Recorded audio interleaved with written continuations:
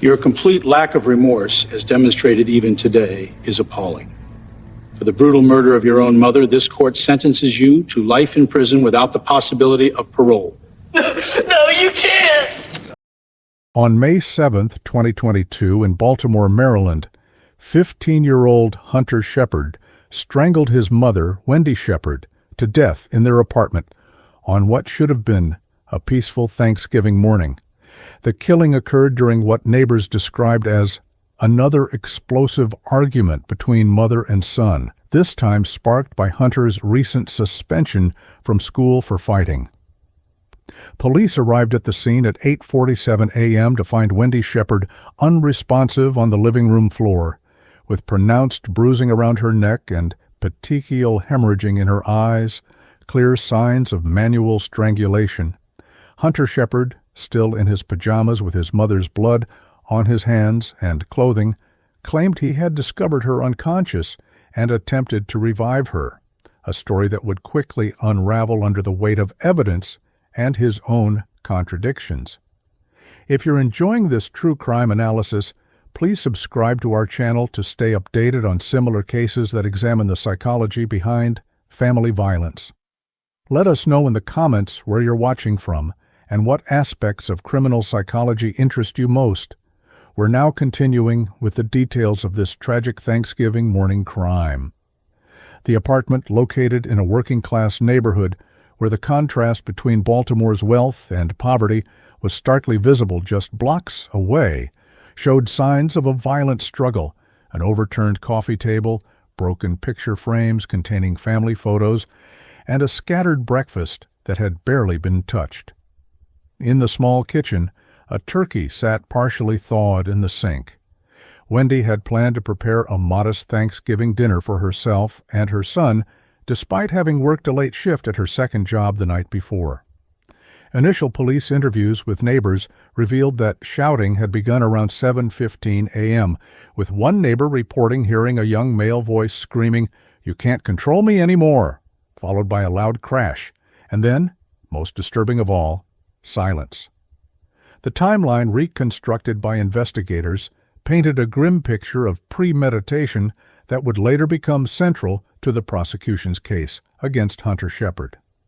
Wendy Shepard had returned from her late-night waitressing shift at approximately 1:30 a.m., according to her time card and statements from co-workers, exhausted after covering for another server who had called in sick. A text message sent to her boss at 6:45 a.m. confirmed she was awake and beginning Thanksgiving preparations, expressing gratitude for the holiday pay she would receive for her upcoming evening shift at the diner. Security footage from the apartment building's hallway showed no one entering or leaving the Shepard apartment from that time until 7:55 a.m., when Hunter is seen exiting briefly to retrieve something from the family's storage unit in the basement, returning 6 minutes later with nothing visible in his hands, a detail that would later raise questions about potential evidence disposal. Inside the apartment, forensic technicians documented blood spatter patterns consistent with a struggle that moved from the living room to the hallway and back, ending where Wendy's body was found. The medical examiner would later determine that the strangulation took between 4 and 6 minutes to complete, a significant detail that contradicted Hunter's claim of a sudden, impulsive act. Items knocked over throughout the apartment suggested Wendy had tried to escape her attacker, with defense wounds on her arms and broken fingernails indicating she had fought desperately for her life. A handwritten note in Wendy's day planner found in her purse showed she had scheduled yet another therapy appointment for Hunter that afternoon, his third session of the month for anger management and impulse control, alongside a reminder to discuss his recent school suspension with the counselor, creating a heartbreaking glimpse into a mother trying to help her troubled son just hours before he took her life. Hunter Shepard's initial statement to first responders portrayed himself as the discoverer of tragedy rather than its cause, a narrative he maintained throughout the early hours of the investigation. According to his first account, he had awakened around 7:30 a.m. to find his mother already up and cooking, had a normal conversation with her about Thanksgiving plans, and then left for a morning run at approximately 7:45 a.m. He claimed to have returned around 8:30 a.m. to find his mother unconscious on the living room floor, at which point he attempted CPR and then called 911 in a panic. This version of events, delivered through tears and apparent shock, initially seemed plausible to the responding officers, who noted his distressed state and the genuine seeming concern in his voice as paramedics worked unsuccessfully to revive his mother. However, Detective Noah Howard, a 17-year veteran of Baltimore homicide with a reputation for catching contradictions, noticed something immediately troubling.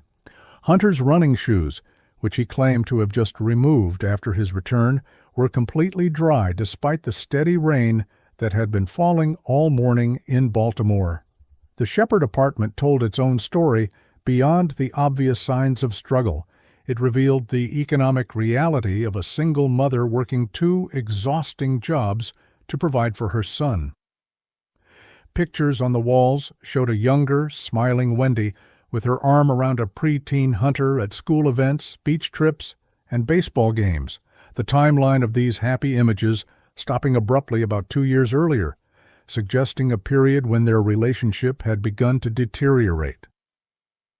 A small desk in the living room was covered with nursing school brochures and financial aid applications, evidence of Wendy's dream to become a registered nurse and improve their financial situation.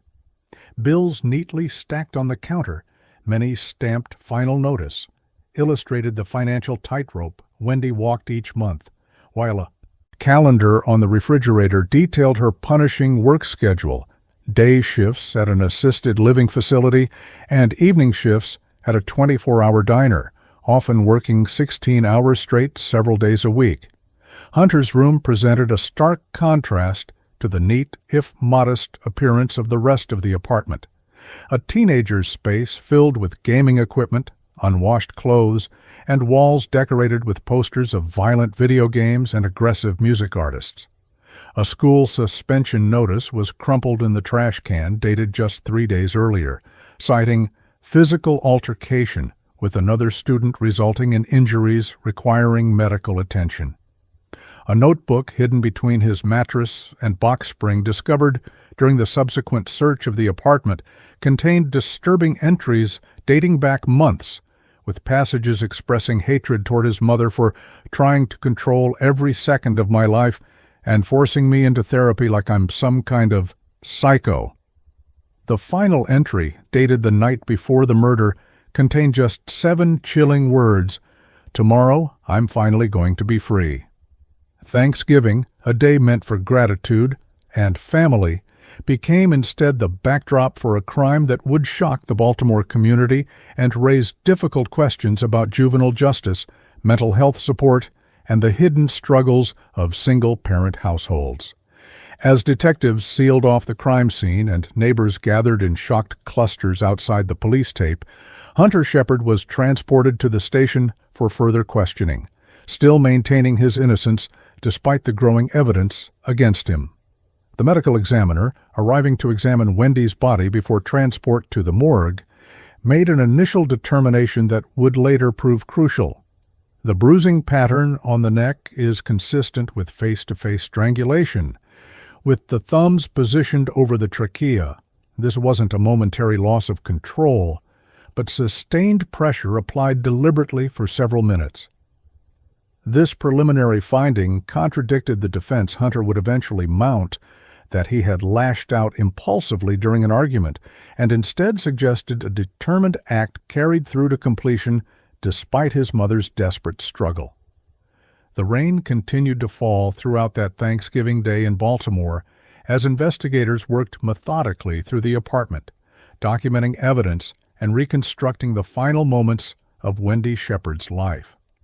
News crews gathered outside as word spread of a mother killed on Thanksgiving morning, with early reports focusing on the tragic timing and the apparent domestic nature of the crime. Neighbors interviewed on camera expressed shock, but also reluctant admissions that tensions in the Shepherd household had been escalating for months, with several mentioning previous police visits for domestic disturbances that had never resulted in arrests or interventions. One elderly neighbor, who requested anonymity, told reporters she had heard Wendy crying on the shared balcony just days before. She said she didn't know what to do anymore, that she was afraid in her own home but couldn't bear to give up on her son. Wendy Elizabeth Shepherd was 34 years old when her life ended at the hands of the person she had dedicated herself to raising and protecting. Born to working-class parents in Dundalk, a blue-collar suburb east of Baltimore, she had become pregnant with Hunter during her senior year of high school, effectively ending her plans to attend nursing school and launching her into single motherhood at just 18 years old.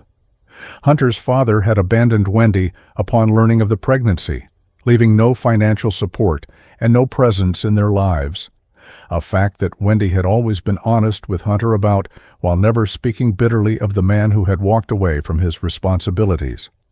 Friends described Wendy as relentlessly optimistic, despite the challenges she faced, working multiple jobs from the time Hunter was an infant, often relying on her parents for childcare until their deaths in a car accident when Hunter was 7, after which her support system became even more limited. Co-workers at Golden Sunset Assisted Living Facility, where Wendy had worked for nearly a decade as a certified nurse's aide, recalled her exceptional compassion with elderly residents and her constant conversation about eventually returning to school to become a registered nurse. She kept every penny she could in a special savings account for nursing school, said Marianne Jenkins, the facility's administrative director, who had become a mentor to Wendy over the years.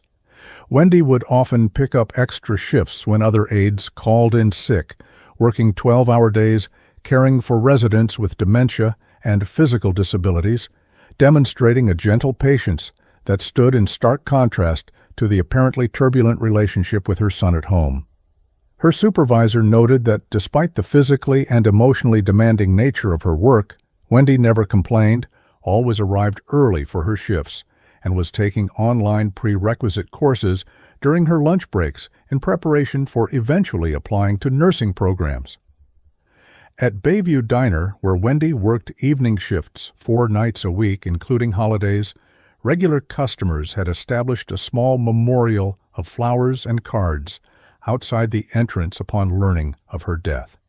She remembered everyone's orders and always had a smile no matter how tired she was, said Ronald Peterson, a retired dock worker who ate dinner at the diner almost every night and had watched Hunter grow up through occasional visits to his mother's workplace. The diner's owner, fighting back tears during a media interview, explained that Wendy had been saving her tips in a jar labeled Hunter's College Fund behind the counter, emphasizing that despite the increasingly difficult relationship with her son, she remained committed to securing his future. The jar, containing over $200 in small bills and change, stood as a heartbreaking testament to a mother's enduring hope, even as the situation at home deteriorated. Interviews with Wendy's few close friends revealed a woman increasingly isolated by her demanding work schedule and the escalating challenges with her son.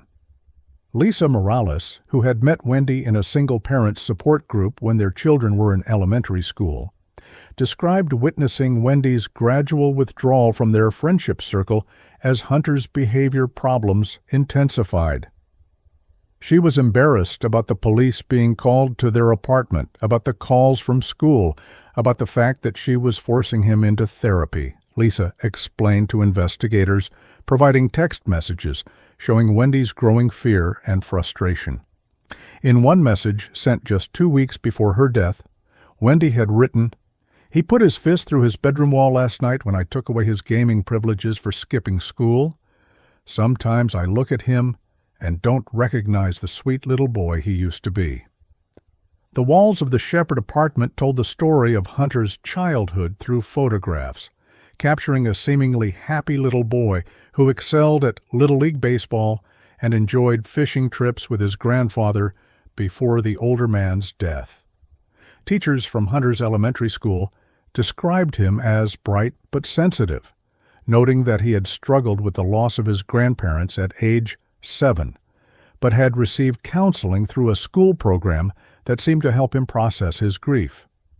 Report cards and certificates of achievement from those early years, still proudly displayed on the refrigerator alongside much more recent disciplinary notices, showed a child who had once earned consistent praise for his creativity and kindness to classmates.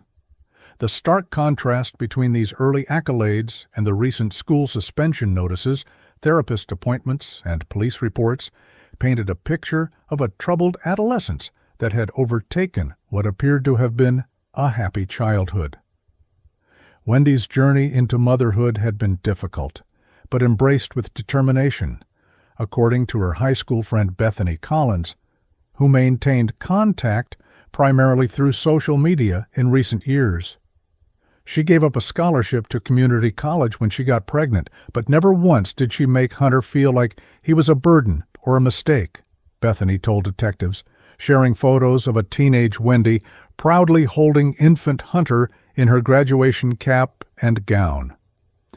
When asked about Wendy's relationship with Hunter's father, Bethany explained that Ryan Miller had been Wendy's first serious boyfriend who, upon learning of the pregnancy, had immediately denied responsibility and left town, never returning or providing child support, despite Wendy's attempts to involve him through legal channels early in Hunter's life.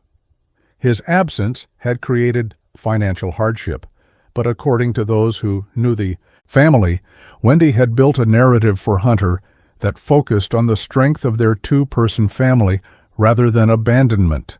The evolution of Wendy's parenting style became a focus of the investigation as detectives sought to understand the dynamics that led to such a tragic end.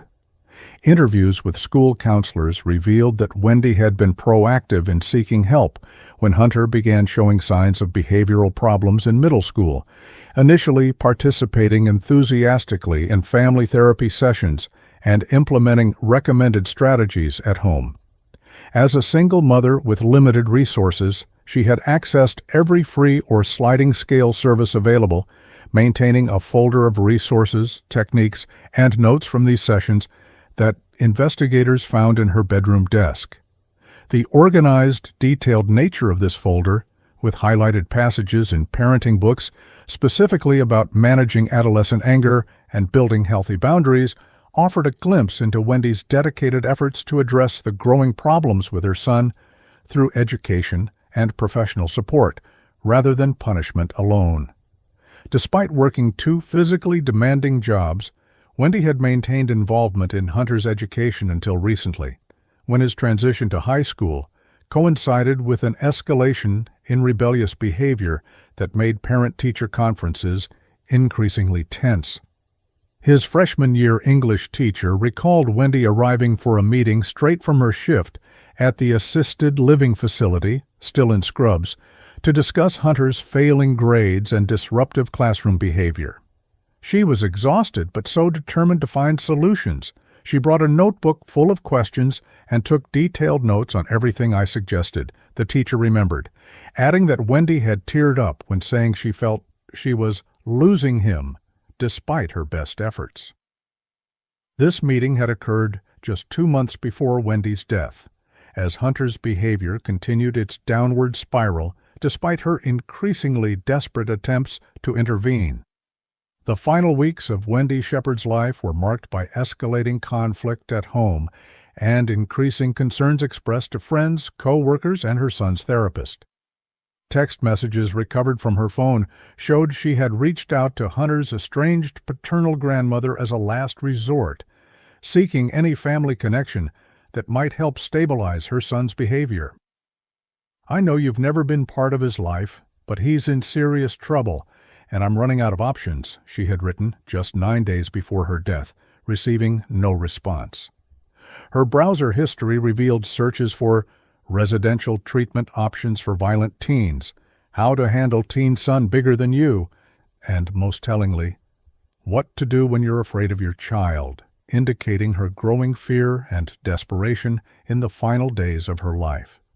Yet alongside these searches were others, scholarship applications for nursing programs, budget templates for single mothers, and recipes for an economical Thanksgiving dinner, evidence that even as her home situation deteriorated, Wendy continued to plan for a future and maintain hope that things could improve.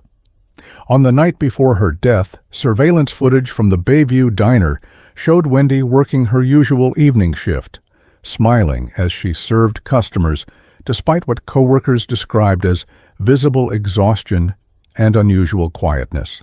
She had picked up an extra shift to earn holiday pay, knowing that the additional income would help with the past-due electric bill found on her kitchen counter.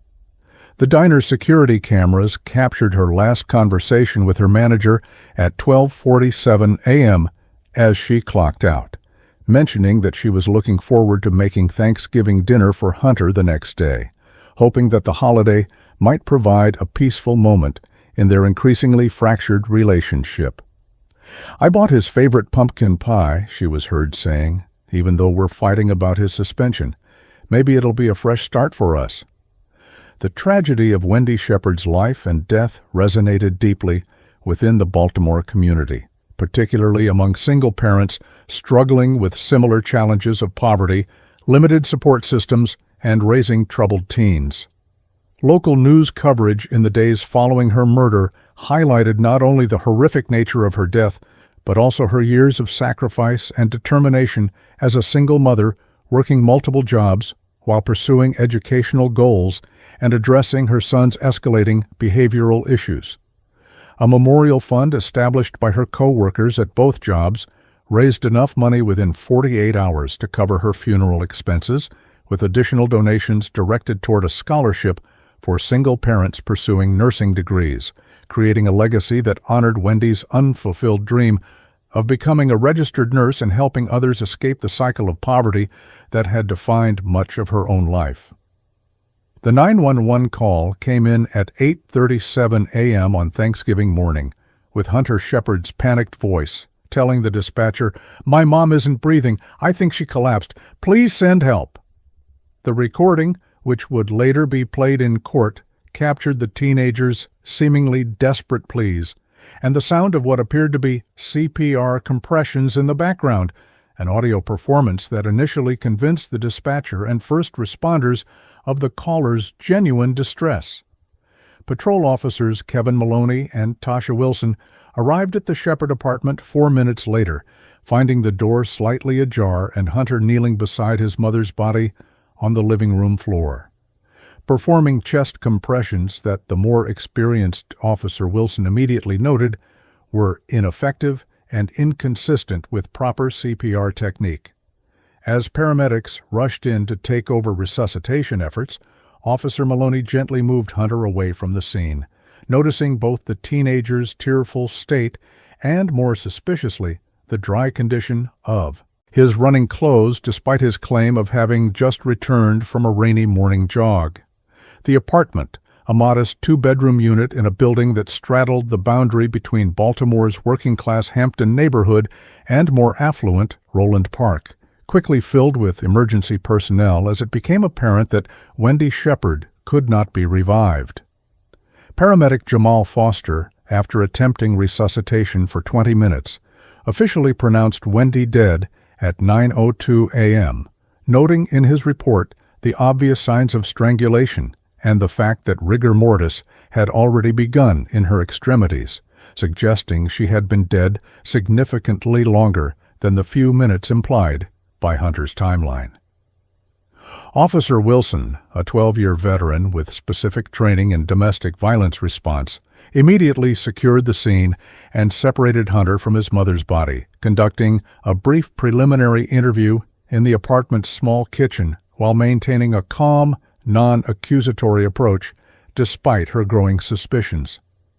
"I noticed defensive wounds on the victim's arms and severe bruising around her neck that was inconsistent with a natural medical event or fall," Wilson later wrote in her report, adding that Hunter's explanation for how he found his mother shifted slightly with each retelling, particularly regarding the timing of his morning run. Detective Noah Howard arrived at 9:23 a.m., having been called directly by Officer Wilson based on their previous work together and her assessment that the death was suspicious. Howard, a methodical investigator known for his ability to establish rapport with juvenile suspects, immediately noticed the inconsistencies in the scene that contradicted Hunter's version of events. The living room showed clear signs of a violent struggle, yet the teenager claimed he had found his mother already unconscious upon returning from his run, Howard noted in his initial assessment, photographing the overturned furniture, broken picture frames, and scattered breakfast items that suggested an altercation rather than a medical emergency. The detective's attention was particularly drawn to a broken lamp with blood on its base, a detail that Hunter had not mentioned in his account and which suggested a physical struggle had occurred rather than a simple collapse. The foundational clue that would eventually unravel Hunter's carefully constructed narrative began to emerge as Detective Howard conducted a walkthrough of the apartment while crime scene technicians documented the evidence. A neighbor's doorbell camera, visible from the Shepherd Apartments window and voluntarily provided to police, showed that contrary to Hunter's claim of leaving for a run at 7:45 a.m. and returning at 8:30 a.m. to find his mother unconscious, no one had exited the building between 7:00 a.m. and 7:55 a.m., when Hunter briefly left for 6 minutes before returning. This critical timeline inconsistency, combined with the dry condition of Hunter's supposedly rain-soaked running clothes, immediately raised red flags for the investigation team, though they strategically chose not to immediately confront the teenager with this contradiction. "We needed to give him enough rope to hang himself with his own story," Howard later explained in court testimony, describing the investigative strategy of allowing Hunter to commit fully to his false timeline before presenting the evidence that would expose his deception. As the medical examiner, Dr. Elaine Chen, conducted her preliminary examination of Wendy's body at the scene, she identified multiple indicators that contradicted Hunter's version of events and established a foundation for the murder investigation that was rapidly taking shape. The victim exhibits classic signs of manual strangulation, including pronounced hyoid bone fracture, petechial hemorrhaging in the eyes and face, and distinct bruising patterns consistent with thumbs pressed against the anterior neck, Dr. Chen noted in her initial report, adding that the body temperature and onset of rigor mortis suggested a time of death between 7:15 a.m. and 8 a.m., directly contradicting Hunter's claim of finding his mother unconscious at 8:30 a.m.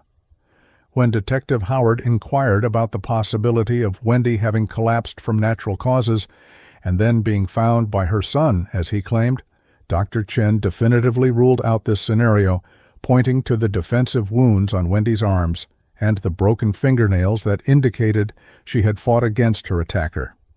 While the initial investigation unfolded in the apartment, Detective Howard's partner, Detective Sophia Martinez, conducted brief interviews with neighbors, quickly establishing a pattern of domestic disturbances that provided crucial context for the morning's events. Elderly neighbor Eleanor Walsh, who lived in the apartment directly above the Shepherds, reported hearing a terrible argument beginning shortly after 7 a.m., with a young male voice shouting phrases including, "I hate you," and "You can't make me," followed by what she described as thumping sounds, and then an eerie silence. Another neighbor, Marcus Johnson, told Detective Martinez that police had been called to the Shepherd apartment at least 3 times in the past 6 months for similar disturbances, most recently just 2 weeks earlier, when he had personally called 911 after hearing Wendy screaming, "Get off me!" through the walls. These witness statements, combined with the rapidly accumulating physical evidence, created a picture of escalating violence that had culminated in Wendy Shepherd's murder, establishing a clear pattern of behavior that contradicted Hunter's portrayal of a peaceful household disrupted only by his mother's unexpected medical emergency. The crime scene processing revealed further evidence that would prove crucial to the case against Hunter Shepherd. Beneath Wendy's fingernails, forensic technicians discovered skin cells that would later be confirmed as matching Hunter's DNA, consistent with her having scratched him while defending herself during the strangulation. Photographs taken of Hunter at the scene showed fresh scratches on his forearms, which he initially attributed to thorny bushes during his morning run, but which perfectly aligned with the defensive action suggested by the material under his mother's fingernails. Blood spatter analysis of the living room indicated that the struggle had moved across the room, with Wendy likely trying to escape her attacker before being subdued near the couch where her body was found. Most damning of all, technicians discovered a sweatshirt hastily stuffed behind Hunter's dresser, bearing both Wendy's blood and makeup, consistent with transfer from her face, suggesting it had been worn during the strangulation and then hidden. Physical evidence that directly contradicted Hunter's claim of finding his mother already unconscious and attempting to provide medical assistance. As the initial investigation expanded, Detective Howard made a strategic decision to have Hunter transported to police headquarters for a formal interview rather than arresting him immediately, creating an opportunity to document more inconsistencies in his story before confronting him with the contradictory evidence. At this point, we had strong suspicions, but wanted to build the strongest possible case, particularly given the suspect's age and the high legal standard for charging a juvenile with first-degree murder, Howard explained in his case notes, instructing officers to transport Hunter as a person of interest rather than a suspect, thereby avoiding the immediate necessity of Miranda warnings and parental notification that might have ended the interview before it began.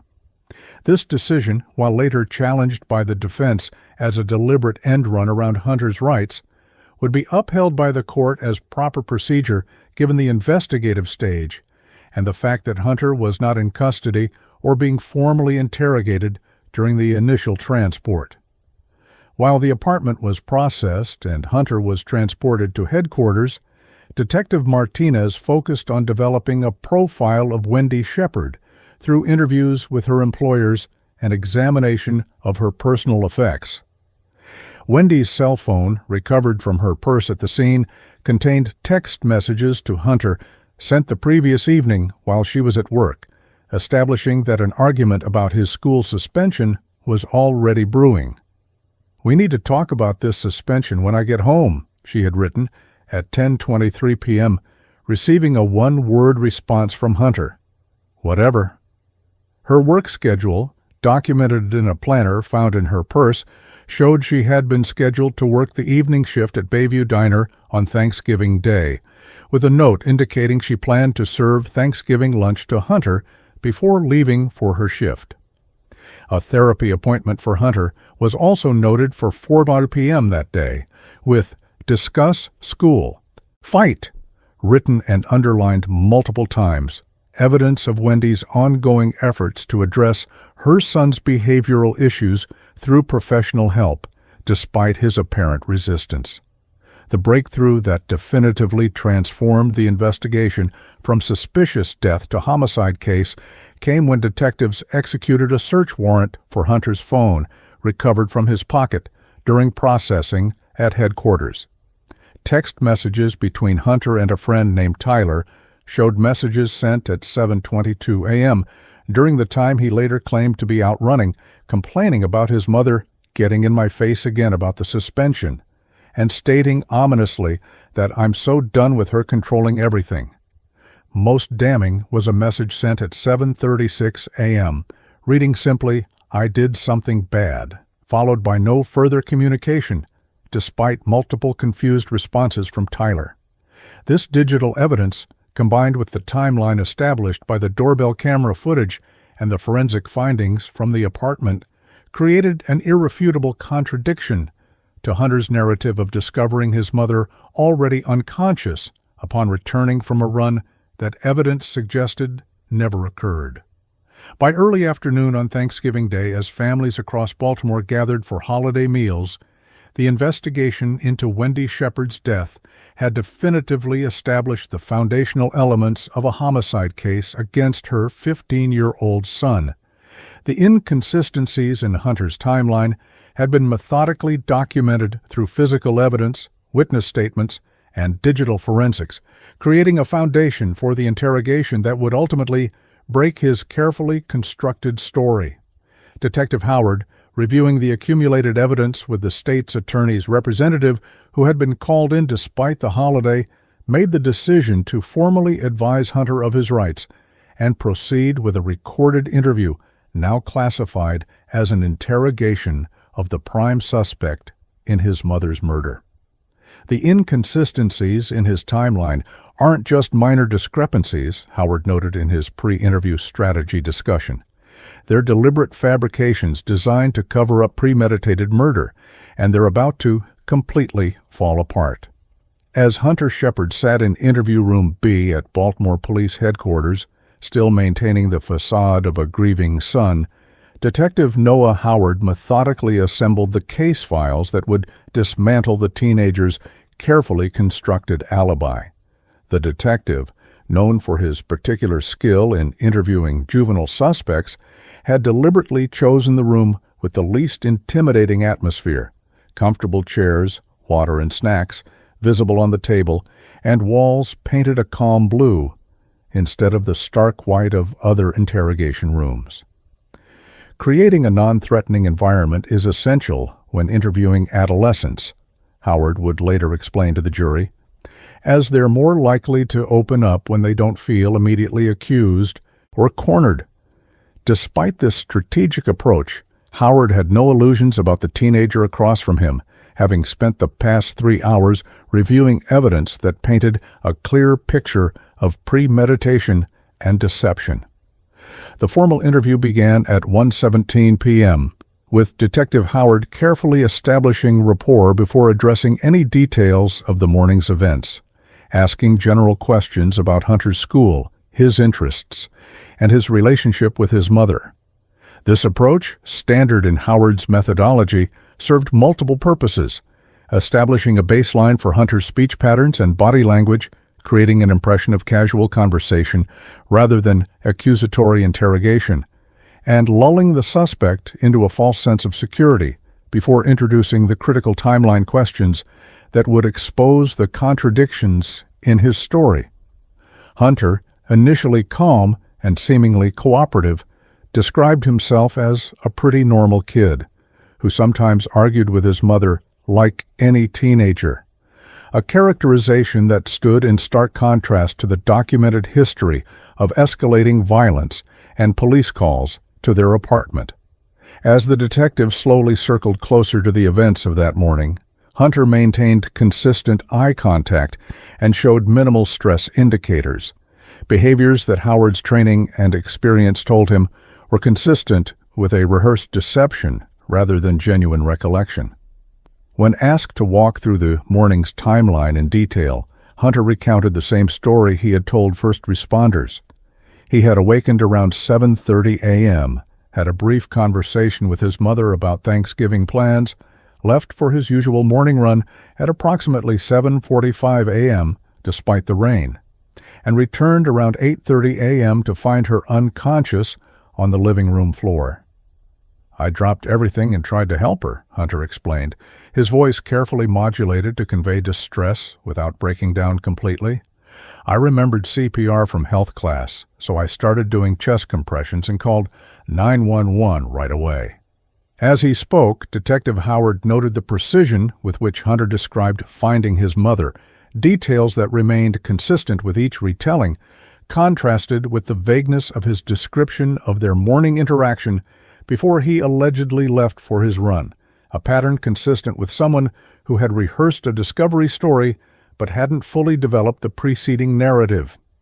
The first crack in Hunter's facade appeared when Detective Howard casually mentioned the apartment building's security measures, asking if the main entrance door had been functioning properly when Hunter left for his run. "Yeah, it was fine. I used my key fob to get back in when I returned," Hunter replied without hesitation, seemingly unaware that he had just volunteered a detail that could be verified. Howard nodded and made a note, knowing that the building's entry system logged all fob usage and that this digital record would provide another data point to contradict Hunter's timeline, though he chose not to immediately challenge the statement. Instead, he shifted the conversation to Hunter's running route, asking for specific details about where he had gone that morning, establishing another set of verifiable claims that would later be contradicted by the complete absence of security camera footage showing Hunter on his supposed route through the neighborhood during the time frame he described. The breakthrough moment came not from direct confrontation, but from a seemingly innocent request for Hunter's phone, which Detective Howard framed as a routine step to verify the timeline of the 911 call. "We just need to confirm when exactly you called emergency services after finding your mom," Howard explained, watching carefully as Hunter hesitated before reluctantly providing his passcode. The detective's real purpose, accessing the text messages sent during the time Hunter claimed to be running, remained unstated, creating a false sense of security that would soon collapse entirely. As Howard scrolled through the device, maintaining a neutral expression despite discovering the incriminating messages to Tyler sent at 7:22 a.m. and 7:36 a.m., he casually asked, "So just to be clear, between 7:45 and 8:30, you were out running and had no contact with anyone, right?" Hunter's affirmative response created the contradiction that would serve as the foundation for the case against him, a direct recorded lie that physical evidence would definitively disprove. Detective Howard, rather than immediately confronting Hunter with the text messages, continued building the trap by asking follow-up questions about the specific timing, allowing Hunter to commit more firmly to his false timeline with each answer. "And during your run, did you stop anywhere, talk to anyone, or use your phone at all?" Howard asked, knowing the answer would either be another documented lie or an admission that undermined the entire alibi.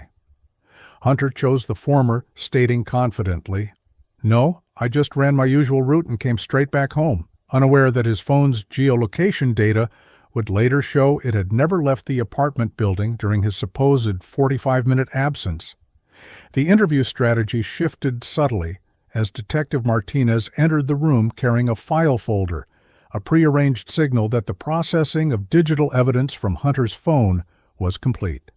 Howard, after a brief whispered consultation with his partner that was designed to create anxiety in the suspect, turned back to Hunter with a more direct approach, stating, "There seem to be some inconsistencies in your timeline that we need to clear up." The change in tone was immediate and deliberate, signaling to Hunter that the conversational phase of the interview was over and that serious discrepancies had been identified. The teenager's body language shifted noticeably. His shoulders tensed, he began bouncing his left leg rapidly under the table, and his previously consistent eye contact became erratic, all changes documented by the interview room's camera for later analysis by the prosecution's body language expert. With mounting evidence in hand, but still withholding the most damning contradictions, Howard began systematically dismantling Hunter's story, starting with what appeared to be minor inconsistencies to establish a pattern of deception.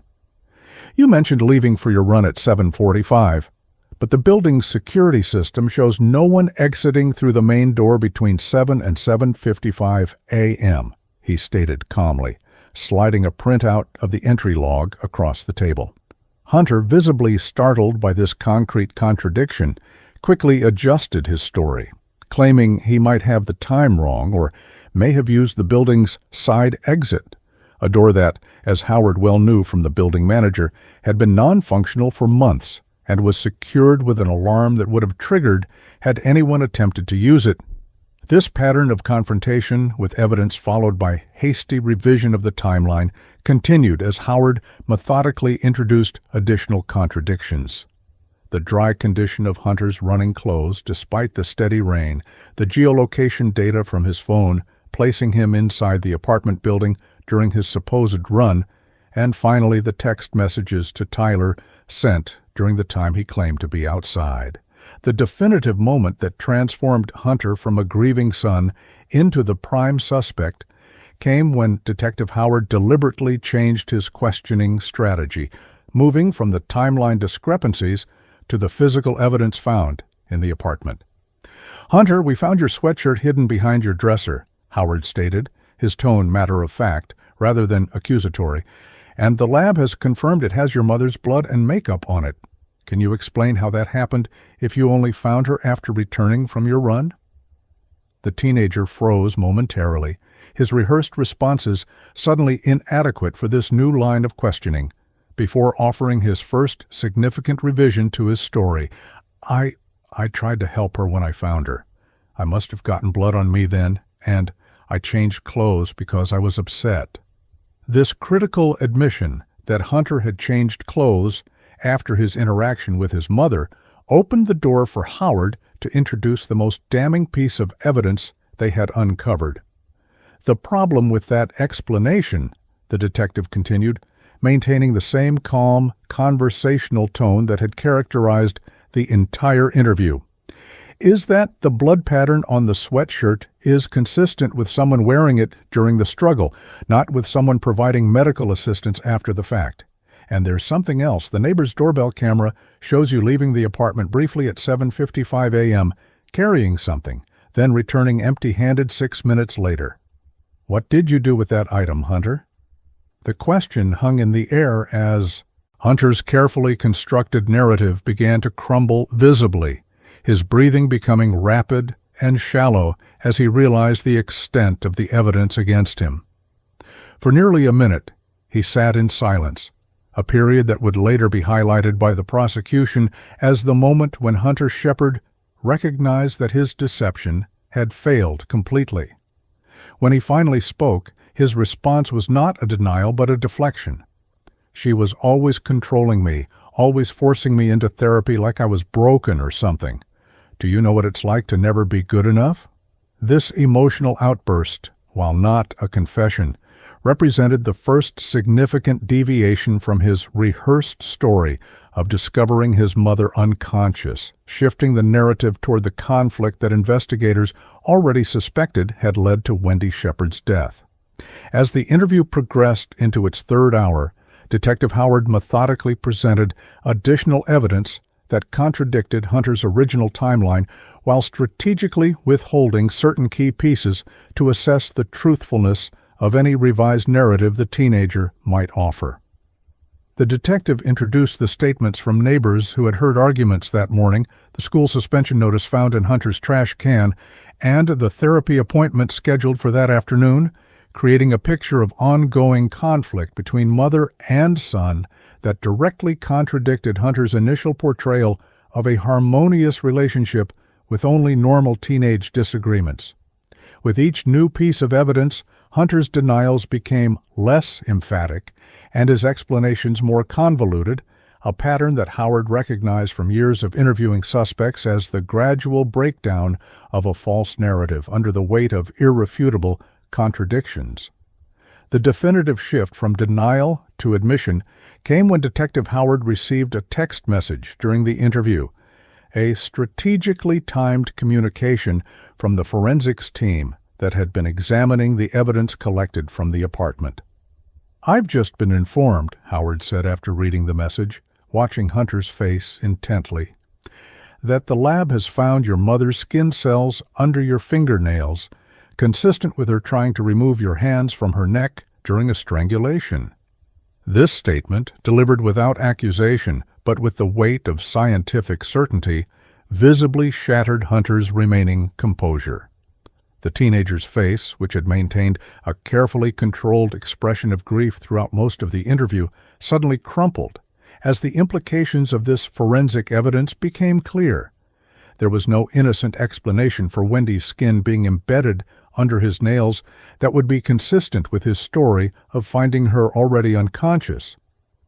After a long silence, during which Detective Howard deliberately refrained from asking additional questions, allowing the weight of the evidence to press upon the teenager's conscience, Hunter finally spoke in a voice barely above a whisper.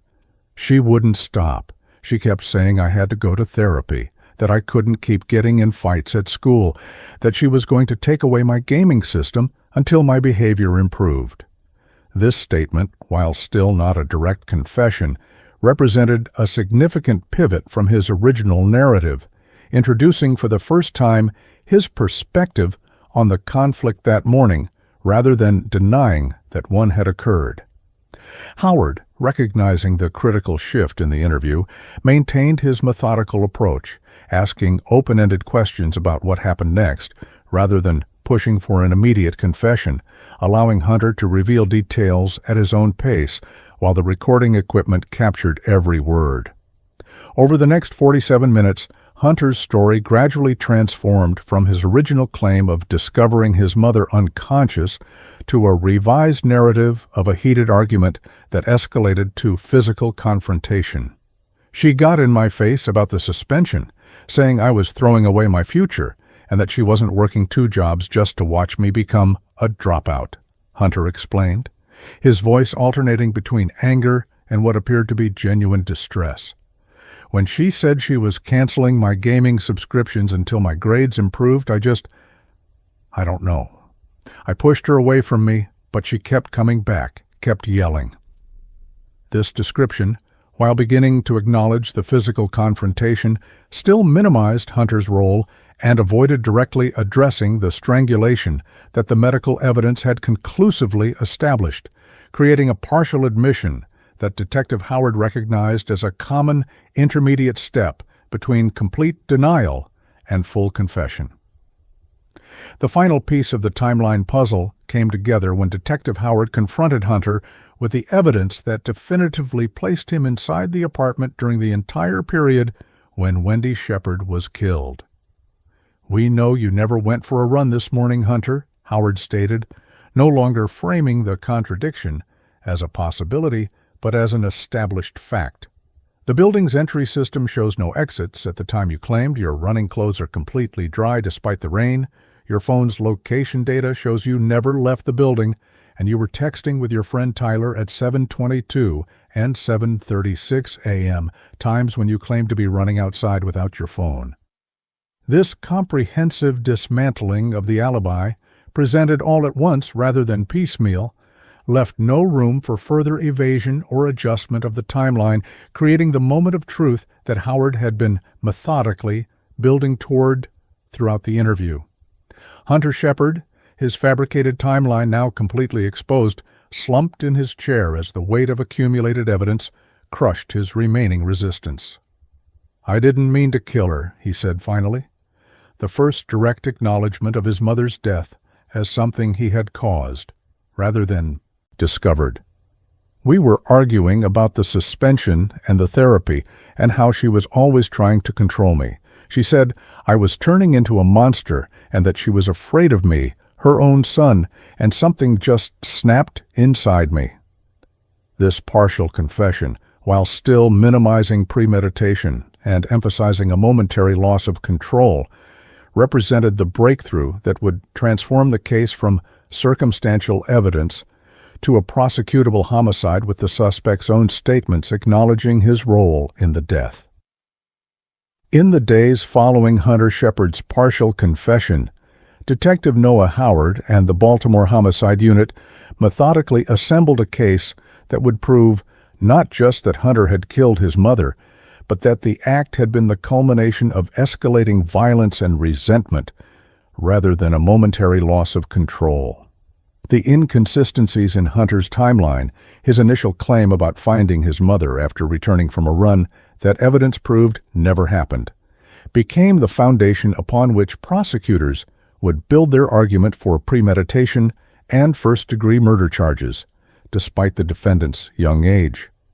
The elaborate nature of his deception, including the disposal of evidence and creation of a false discovery narrative, demonstrates a level of calculation that contradicts any claim of sudden passion or impulse, wrote Assistant State's Attorney Ava Williams in her preliminary charging document, citing the multiple deliberate lies in Hunter's initial statements as evidence of a consciousness of guilt that suggested planning rather than a spontaneous act.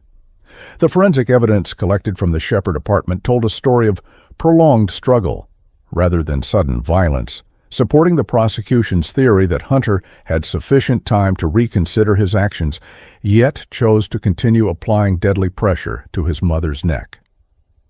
Dr. Elaine Chen, the medical examiner who had conducted the autopsy on Wendy Shepherd, determined that the strangulation had taken between 4 and 6 minutes to cause death, a significant time frame that would become central to the prosecution's argument against a heat of passion defense. Manual strangulation is not an instantaneous act, Dr. Chen explained in her detailed report, but requires sustained application of pressure through what would have been obvious resistance from the victim, including her attempts to remove the assailant's hands from her neck, as evidenced by the defensive wounds on her arms and the skin cells recovered from beneath her fingernails. This extended duration of the fatal act would be emphasized repeatedly throughout the prosecution's case development as evidence that Hunter had ample opportunity to stop before his actions became fatal. The digital forensics team's analysis of Hunter's electronic devices revealed a pattern of escalating resentment toward his mother's authority that provided crucial context for understanding the motive behind the Thanksgiving morning attack. Text messages exchanged with friends over the previous 6 months showed Hunter repeatedly complaining about his mother's controlling behavior, particularly regarding her insistence that he attend therapy for anger management issues and her enforcement of academic standards through restrictions on his gaming privileges. "She acts like she owns me," he had texted a friend 3 weeks before the murder, "constantly checking my phone, making me go to that stupid therapist, threatening to take away my stuff if I don't follow her rules." This digital trail established not just Hunter's growing frustration, but also his specific resentment of the therapy sessions that Wendy had arranged, sessions aimed at addressing precisely the anger control issues that would ultimately lead to her death. The investigation into the Shepherd's history revealed multiple previous police responses to their apartment for domestic disturbances, none of which had resulted in arrests, but which collectively painted a picture of a household in escalating crisis. Officer Wilson, who had responded to the Shepherd apartment twice in the previous year, provided detailed reports describing incidents in which neighbors had called 911 after hearing shouting and crashing sounds. In the most recent incident, just 2 weeks before the murder, Wilson had documented visible bruising on Wendy's arm that the mother had attributed to accidentally bumping into a door, though the officer noted her suspicion that the injury was not accidental. Ms. Shepherd appeared fearful, but was unwilling to provide details about what had occurred or to pursue any charges, Wilson wrote in her report, adding that she had provided Wendy with domestic violence resources and encouraged her to consider a safety plan, advice that tragically went unheeded. Hunter's school records, obtained via subpoena, documented a pattern of escalating behavioral issues that paralleled the increasing tensions at home, providing additional context for the motive behind the Thanksgiving morning killing. His academic performance had declined steadily over the previous year, with his most recent report card showing failing grades in 3 subjects and multiple notations regarding classroom disruptions and disrespect toward teachers. The suspension notice found in Hunter's trash can detailed his involvement in a physical altercation with another student that had resulted in the other boy requiring stitches, an incident serious enough that the school had mandated psychological evaluation before Hunter would be permitted to return to classes. This suspension, which Wendy's notes indicated she planned to discuss during the therapy session scheduled for Thanksgiving afternoon, appeared to have been the immediate trigger for the fatal argument, representing yet another instance where his mother's attempts to address his behavioral problems had fueled his resentment. The testimony of Dr. Rebecca Langley, Hunter's therapist for the past 8 months, provided some of the most damning evidence regarding the teenager's state of mind leading up to the murder. After being released from patient confidentiality by court order due to the severity of the crime, Dr. Langley revealed that Hunter had expressed increasingly hostile fantasies about being free of his mother's rules and supervision. In our session 3 weeks before Ms. Shepard's death, Hunter described a recurring daydream about waking up one morning to discover his mother was simply gone from his life, the therapist testified during preliminary hearings, adding that she had documented these statements as concerning, but not rising to the level of specific threats requiring mandatory reporting. Dr. Langley also confirmed that Hunter had been diagnosed with oppositional defiant disorder and had been prescribed medication that toxicology reports indicated was not in his system at the time of the murder, suggesting non-compliance with treatment that Wendy had been trying to enforce. Financial records and employment verification painted a heartbreaking picture of Wendy Shepard's desperate efforts to provide for her son, while also addressing his behavioral issues, creating a stark contrast between her sacrifices and the resentment that ultimately led to her death. Bank statements showed regular payments to Dr. Langley that consumed a significant portion of Wendy's already stretched budget, alongside consistent deposits from her 2 jobs that barely covered the household's basic expenses. A partially completed application for financial aid for Hunter's therapy found in Wendy's desk indicated she had been seeking additional resources to continue the treatment that her son so resented, demonstrating her commitment to getting him help despite the financial strain and his resistance. This evidence of Wendy's determination to support her troubled son despite limited resources would later be presented by the prosecution as making the crime particularly heinous. Hunter had killed not an abusive parent, but one who was working herself to exhaustion, trying to help him. The most physically damning evidence came from the forensic analysis of the items recovered from the apartment and Hunter himself. The sweatshirt found hidden behind Hunter's dresser contained not just Wendy's blood and makeup transfer, consistent with close contact during strangulation, but also fabric impressions indicating it had been forcefully grabbed by the victim during the struggle. Fingernail scrapings from Wendy's hands contained skin cells that DNA analysis confirmed belonged to Hunter, providing irrefutable proof of her defensive actions during the attack. Most significantly, the bruising pattern on Wendy's neck, documented through detailed photography and 3D imaging, showed distinct impressions consistent with Hunter's hands being wrapped around her throat from a frontal position, evidence that directly contradicted his eventual claim that he had only briefly grabbed her from behind during their argument with no intention of causing serious harm. The dumpster behind the apartment building, searched as part of the expanded crime scene investigation, yielded additional evidence connecting Hunter to a premeditated attempt to conceal his crime. A plastic bag containing a damp washcloth with Wendy's blood on it was recovered, with security footage confirming it had been deposited during the 6-minute period when Hunter had briefly left the apartment before returning and eventually calling 911. Forensic analysis of the bathroom sink trap in the Shepard's apartment revealed traces of Wendy's blood, suggesting Hunter had attempted to wash away evidence before disposing of the cleaning materials.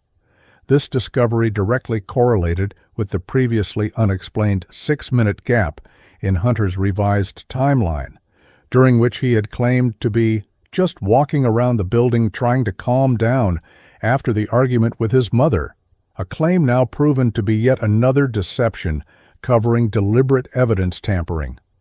The most psychologically revealing evidence came from Hunter's private journal discovered by crime scene technicians hidden inside a hollowed-out textbook in his bedroom. Entries dating back nearly a year documented his growing resentment toward his mother's authority, particularly her insistence on therapy and academic performance with increasingly disturbing fantasies about being free of her control. "She doesn't understand that I'm not her little puppet to control anymore," read an entry from 2 months before the murder. "And someday soon she's going to realize she can't keep making decisions for me." The final entry, dated the night before Thanksgiving, contained the chilling statement, "Tomorrow everything changes. I'm done being controlled and treated like a problem she needs to fix." This written record of Hunter's long-simmering resentment directly contradicted his claim of a momentary loss of control, and instead suggested that the Thanksgiving morning confrontation had been the breaking point in a pattern of escalating hostility that had been building for months. Throughout the case-building process, prosecutors focused particular attention on establishing the connection between Hunter's resentment of his mother's authority, especially regarding therapy and discipline, and the fatal attack, making the motive a central element of their theory of the crime. The evidence consistently shows that Hunter Shepard didn't just kill his mother in a momentary rage, Assistant State's Attorney Williams argued in the preliminary hearing, but that he killed her specifically because she was attempting to address his behavioral problems through therapy, academic consequences, and parental boundaries, actions that any responsible parent would take, but which he experienced as intolerable control. This framing of the motive as essentially a rejection of parental authority rather than a response to abuse or mistreatment would become crucial in the prosecution's successful argument that Hunter should be tried as an adult despite his age, as it demonstrated a disturbing rejection of foundational social norms rather than the impulsivity typically associated with juvenile offenses. The case built by Detectives Howard and Martinez under the guidance of Prosecutor Ava Williams methodically addressed and eliminated each potential defense that Hunter's attorneys might raise. The claim of self-defense was contradicted by the absence of any injuries to Hunter beyond the defensive scratches inflicted by Wendy as she fought for her life. The possibility of diminished capacity due to mental illness was undermined by the calculated nature of Hunter's attempts to create a false alibi and conceal evidence. Most significantly, the heat of passion defense was systematically dismantled by the timeline established through forensic evidence. The extended duration of the strangulation, the deliberate disposal of evidence before calling 911, and the journal entries suggesting pre-existing thoughts about eliminating his mother's control over his life. By the time the case was presented to the grand jury 3 weeks after Wendy's death, the prosecution had assembled a comprehensive narrative supported by physical evidence, digital forensics, witness testimony, and the suspect's own inconsistent statements, creating what the lead detective described as one of the most airtight cases against a juvenile defendant in my 17 years of homicide investigation. The formal arrest of Hunter Shepard occurred at 7:45 p.m. on Thanksgiving Day, approximately 11 hours after the discovery of his mother's body and following his partial confession during the extended interview with Detective Howard. The timing was deliberate, allowing investigators maximum opportunity to collect and process evidence while Hunter remained voluntarily at police headquarters, technically free to leave but psychologically committed to maintaining his initial story of innocence. "We needed to ensure all evidence was properly documented before making the arrest," Detective Howard explained in his subsequent testimony, "because once formal charges were filed, the dynamics of the investigation would change significantly, particularly given the suspect's juvenile status." The arrest itself was conducted without drama or resistance, with Hunter, still in the interview room where he had spent most of the day, being formally advised that he was being charged with the first-degree murder of his mother, Wendy Shepard. The transformation from interview to formal interrogation had occurred hours earlier, at the moment when Detective Howard had first confronted Hunter with the contradictions in his timeline, triggering the reading of Miranda rights and the notification of Child Protective Services regarding a minor suspect in a homicide case. Because Hunter had no living relatives in the area who could serve as appropriate adults during questioning, a court-appointed guardian ad litem, social worker Maria Delgado, had been brought in to observe the proceedings and ensure Hunter's rights were protected. Delgado's presence, along with the complete video and audio recording of the entire interview process, would later prove crucial in defeating defense motions to suppress Hunter's statements based on claims of coercion or inappropriate questioning of a juvenile. At no point did the detectives use threatening language, make false promises, or employ techniques that would be considered unduly pressuring for a suspect of Hunter's age and apparent sophistication, Delgado would later testify, adding that she had been given multiple opportunities to speak privately with Hunter and had explained his rights in age-appropriate language. The critical moment in the interrogation had come when Detective Howard received the text message containing lab results that confirmed Wendy's skin cells had been found under Hunter's fingernails, evidence that definitively contradicted his claim of merely finding his mother unconscious. The detective's presentation of this information, captured on video, showed a methodical, non-confrontational approach that allowed Hunter to process the implications of the evidence rather than immediately demanding a confession. "I've just received some information from our lab," Howard had said, his tone matter-of-fact rather than accusatory, "that skin cells matching your mother's DNA were found under your fingernails, consistent with her trying to remove your hands from her neck during strangulation. Can you help me understand how that happened if you only found her after your run?"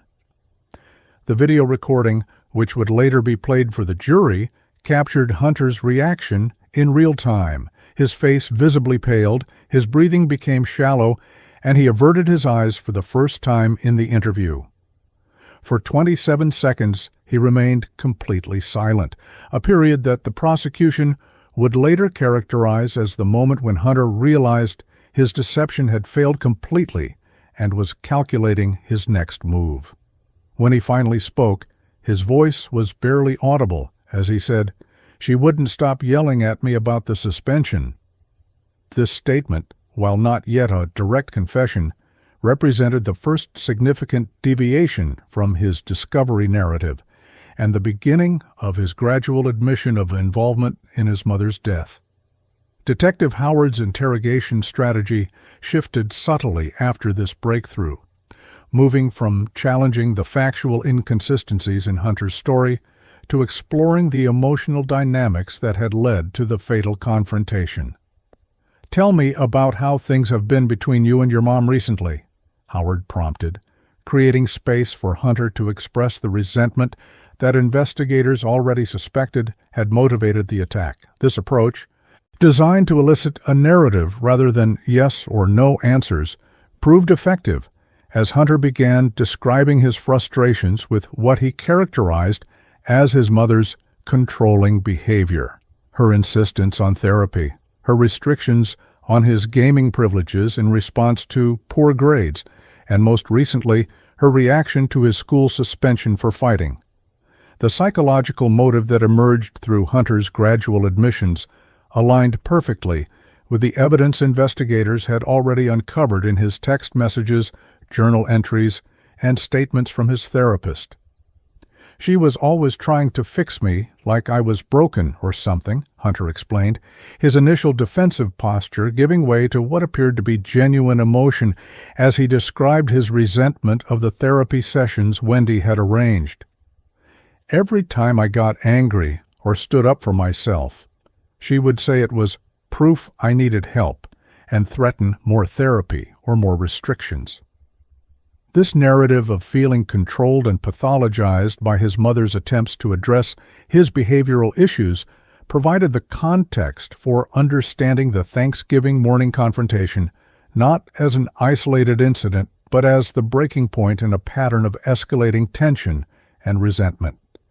As the interrogation progressed into its fourth hour, Hunter's admissions became increasingly specific regarding the physical confrontation that had led to Wendy's death, though he continued to characterize the strangulation as a momentary loss of control rather than an extended deliberate act.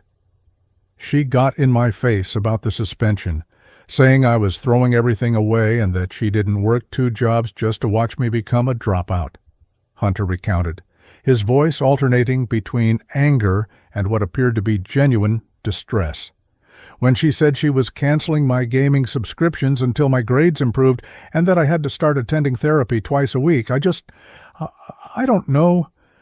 I pushed her away from me, but she kept coming back, kept yelling, and I just grabbed her to make her stop.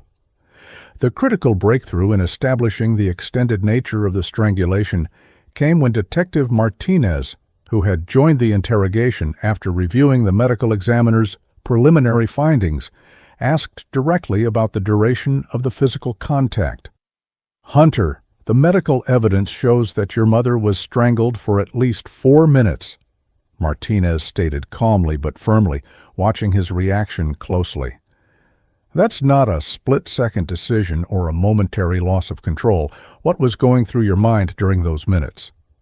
This direct confrontation with the timeline of the fatal act, supported by medical evidence that couldn't be disputed, created the opportunity for Hunter to either acknowledge the extended duration of his attack or maintain a denial that would further damage his credibility. After a long pause, Hunter's response provided the most damning admission yet, though still couched in language that minimized his agency. "I don't remember it being that long. She was fighting back at first, trying to get my hands off her neck, but then she stopped fighting, and everything just went quiet. I think I was just so angry I lost track of time."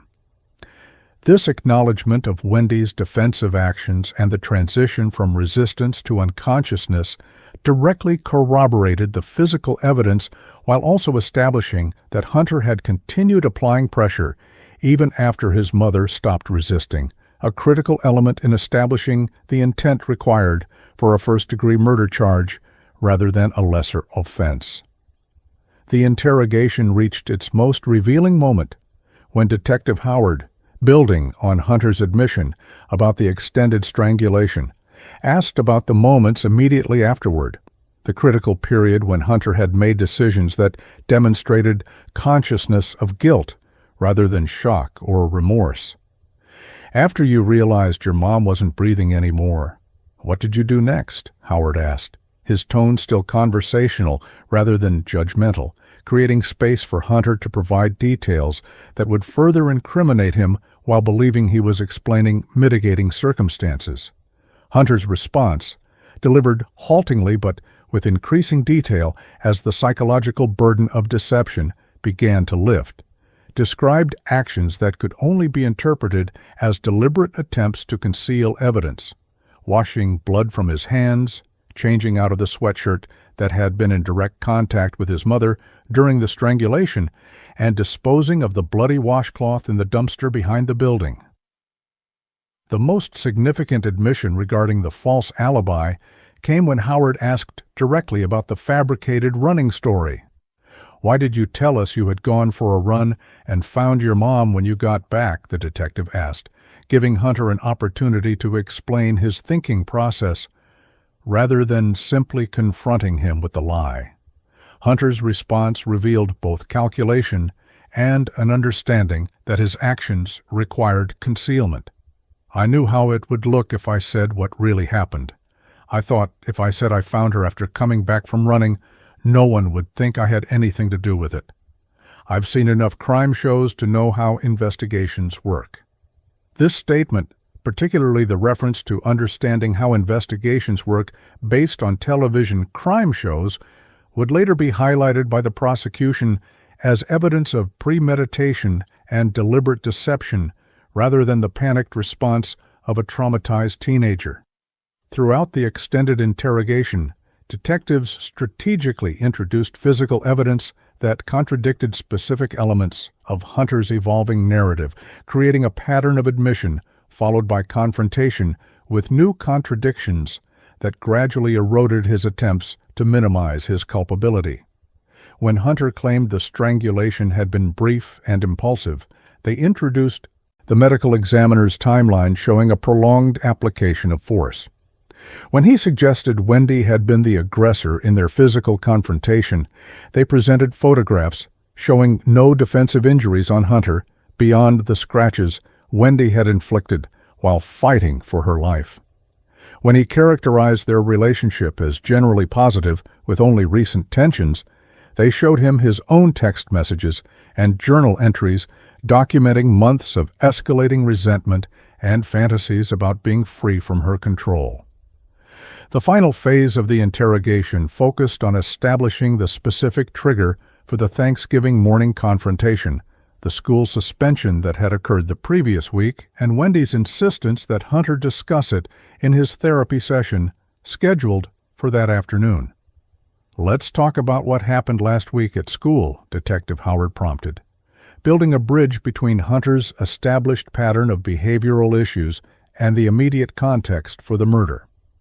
Hunter's description of the school fight revealed a troubling pattern of anger management problems that directly connected to Wendy's efforts to get him treatment, efforts that had fueled his resentment and ultimately contributed to her death.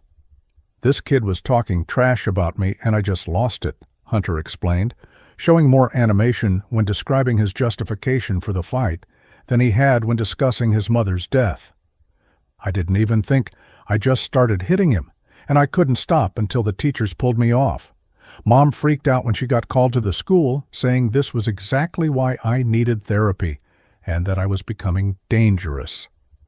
By the early evening of Thanksgiving Day, nearly 8 hours after the initial 911 call, the interrogation had produced a comprehensive confession that aligned with the physical evidence while also establishing a clear motive directly connected to Hunter's resentment of his mother's authority, particularly regarding therapy and discipline. The final recorded statement, made after Detective Howard asked if there was anything else Hunter wanted to say before the interview concluded, provided perhaps the most chilling insight into the teenager's state of mind. "I didn't plan to kill her when I woke up that morning, but I'm not sorry she's gone. I've been thinking about how much better things would be without her controlling everything for a long time. I just never thought I would actually do it." This statement of pre-existing fantasies about his mother's absence, combined with the expression of a lack of remorse, would become central to the prosecution's argument that Hunter represented a continuing danger to society despite his youth, justifying both trial as an adult and the maximum sentence allowed by law. The formal charges filed the following morning reflected the comprehensive case built through the interrogation and physical evidence, first-degree premeditated murder with specifications for particular cruelty due to the extended strangulation and for the victim being a parent. The charging document, prepared by Assistant State's Attorney Ava Williams, cited the calculated nature of Hunter's attempt to create a false alibi, the extended duration of the strangulation as established by medical evidence, and his own admissions regarding long-standing resentment of his mother's authority as justification for the most serious charges possible, despite his age. The defendant's actions demonstrate not only the intentional taking of a human life, but a disturbing rejection of fundamental social norms regarding the parent-child relationship, Williams wrote in her filing, laying the groundwork for the argument that Hunter should be tried as an adult rather than in juvenile court. As Hunter was processed into the Juvenile Detention Center to await his initial court appearance, Detective Howard conducted a final review of the interrogation recording, noting particular moments that would likely be crucial in the eventual trial. The detective, who had conducted hundreds of murder interrogations during his career, found himself unusually affected by this case, particularly the contrast between Wendy Shepard's exhausting efforts to help her troubled son and the resentment those very efforts had generated. In most homicides, there's a clear external trigger: drugs, money, jealousy, revenge, Howard noted in his final case report. What makes this case particularly disturbing is that the victim was killed essentially for trying to be a good parent, for working multiple jobs to support her son, for getting him therapy when his behavior became concerning, for setting boundaries and consequences when necessary. If those actions can trigger such a violent response, it raises profound questions about how we understand family dynamics and adolescent mental health in our society. The Baltimore County Courthouse stood imposing against a clear blue sky on September 12, 2022, as the trial of Hunter Shepard began, 4 months after the Thanksgiving morning strangulation of his mother. The decision to try Hunter as an adult rather than in juvenile court had been made after a contentious transfer hearing in July, where Judge Marcus Richardson had determined that the premeditated nature of the crime, the attempts to conceal evidence, and the extensive record of escalating behavioral issues made the case inappropriate for the rehabilitative focus of the juvenile system. While the court acknowledges the defendant's chronological age of 15 years, Judge Richardson had written in his ruling, his sophisticated efforts to create a false alibi, dispose of evidence, and mislead investigators demonstrate a level of criminal sophistication more consistent with adult culpability than adolescent impulsivity. This decision had transformed what might have been a closed juvenile proceeding with a maximum detention until age 21 into a public adult trial carrying the possibility of life imprisonment without parole, a consequence that reflected the severity with which the justice system viewed matricide committed during a holiday traditionally associated with family and gratitude. The courtroom assigned to the case was the largest in the building, with rich oak paneling and portraits of former judges gazing down from the walls, creating an atmosphere of gravity that matched the seriousness of the charges. Every seat in the gallery was filled with journalists from local and national media outlets occupying the front row, their presence reflecting the case's perfect storm of sensational elements: a teenage defendant, a holiday murder, and the killing of a mother by her own son. Hunter Shepard, now 16, following a birthday spent in detention, entered the courtroom in a navy blue suit that appeared slightly too large for his frame, a calculated decision by his defense team to emphasize his youth to the jury despite his being tried as an adult. Gone were the gaming-themed T-shirts and casual clothes he had worn in the family photographs displayed around the Shepard apartment, replaced by an outfit designed to convey respectability and remorse, though his expression remained largely impassive as he took his seat between his court-appointed attorneys, Elizabeth Chen and Martin Rosedale, experienced public defenders who specialized in homicide cases involving juvenile defendants. Assistant State's Attorney Ava Williams entered shortly after, a striking figure in a charcoal gray suit, her hair pulled back in a severe bun that emphasized her sharp features and intense focus. A career prosecutor with a reputation for meticulous preparation and powerful oratory, Williams carried a single leather portfolio containing her opening statement notes, having committed most of the case details to memory during months of preparation.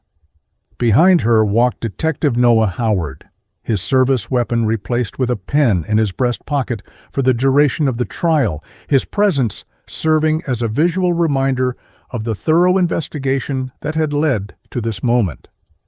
As the final preparations were made before the jury's entrance, a palpable tension filled the courtroom, the weight of a young life potentially ending in prison, balanced against the life already ended through violence, creating moral complexity that would challenge everyone involved in the proceedings.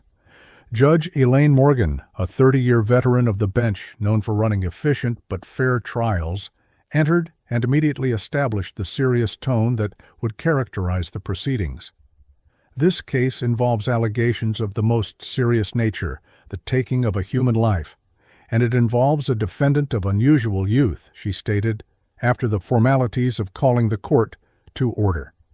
I expect all parties to conduct themselves with the utmost professionalism, to respect the gravity of these proceedings, and to remember that our purpose here is neither vengeance nor undue leniency, but the fair application of the law to the facts as they are presented by the evidence. This balanced approach reflected Morgan's reputation as a judge who neither favored the prosecution nor gave special consideration to defendants based on sympathetic characteristics such as youth, focusing instead on the strict application of legal principles to the specific facts of each case. The jury filing into the courtroom represented a cross-section of Baltimore society, 8 women and 4 men, ranging in age from 28 to 67, with demographic diversity that roughly matched the city's population. The selection process had been particularly challenging, with both prosecution and defense spending considerable time questioning potential jurors about their views on trying juveniles as adults, their personal experiences with parent-child conflicts, and their ability to separate emotional reactions to matricide from dispassionate evaluation of evidence. The final 12, plus 2 alternates, had all affirmed their commitment to impartiality, though several had acknowledged the emotional difficulty of judging a case involving a defendant so young accused of such a serious crime. As they took their seats, many glanced at Hunter, some with apparent curiosity, others with expressions that suggested they were already struggling with the cognitive dissonance of seeing a teenager in the defendant's chair facing adult consequences. Assistant State's Attorney Williams's opening statement began with a stark description of the crime scene that immediately captured the jury's attention and established the prosecution's narrative. On May 7, 2022, Thanksgiving morning, Wendy Shepard prepared to cook a holiday meal for her 15-year-old son, Hunter. Despite having worked a late shift at her second job the night before, Williams began, her voice steady but infused with controlled emotion that made each word land with impact. She would never complete that meal, never work another shift, never pursue her dream of becoming a nurse. Because before that turkey was even fully thawed, her son's hands were wrapped around her throat, squeezing the life from her body during a prolonged strangulation that the medical evidence will show lasted between 4 and 6 minutes. This opening salvo established not just the fact of Wendy's death, but immediately highlighted the extended duration of the strangulation, a critical element in the prosecution's argument against any claim of momentary impulsive violence. Williams continued by directly addressing the inconsistencies in Hunter's timeline that had initially raised investigators' suspicions and eventually led to his confession. The evidence will show that after killing his mother, Hunter Shepard embarked on a calculated effort to create a false alibi, washing away blood evidence, changing his clothes, disposing of incriminating items in a dumpster behind the apartment building, and then fabricating an elaborate story about returning from a morning run to find his mother unconscious. The prosecutor methodically outlined how each element of this deception had been exposed through concrete evidence: the building's entry log showing no exits during Hunter's supposed run, the doorbell camera capturing his brief trip to dispose of evidence, the text messages sent during the time he claimed to be running, and the dry condition of his running clothes despite the steady rain that morning in Baltimore. This systematic dismantling of Hunter's alibi, presented in clear, logical steps, established for the jury not just that Hunter had killed his mother, but that he had done so with sufficient premeditation to understand the need to conceal his actions, a key element in supporting the first-degree murder charge. The most powerful moment in Williams's opening came when she directly addressed the motive, connecting Hunter's actions to a pattern of resentment that had been building for months. This was not a random act of violence or an incomprehensible tragedy. It was the culmination of growing resentment over Wendy Shepard's attempts to address her son's behavioral problems through therapy, academic consequences, and parental boundaries, Williams stated, her voice taking on a quality of controlled indignation.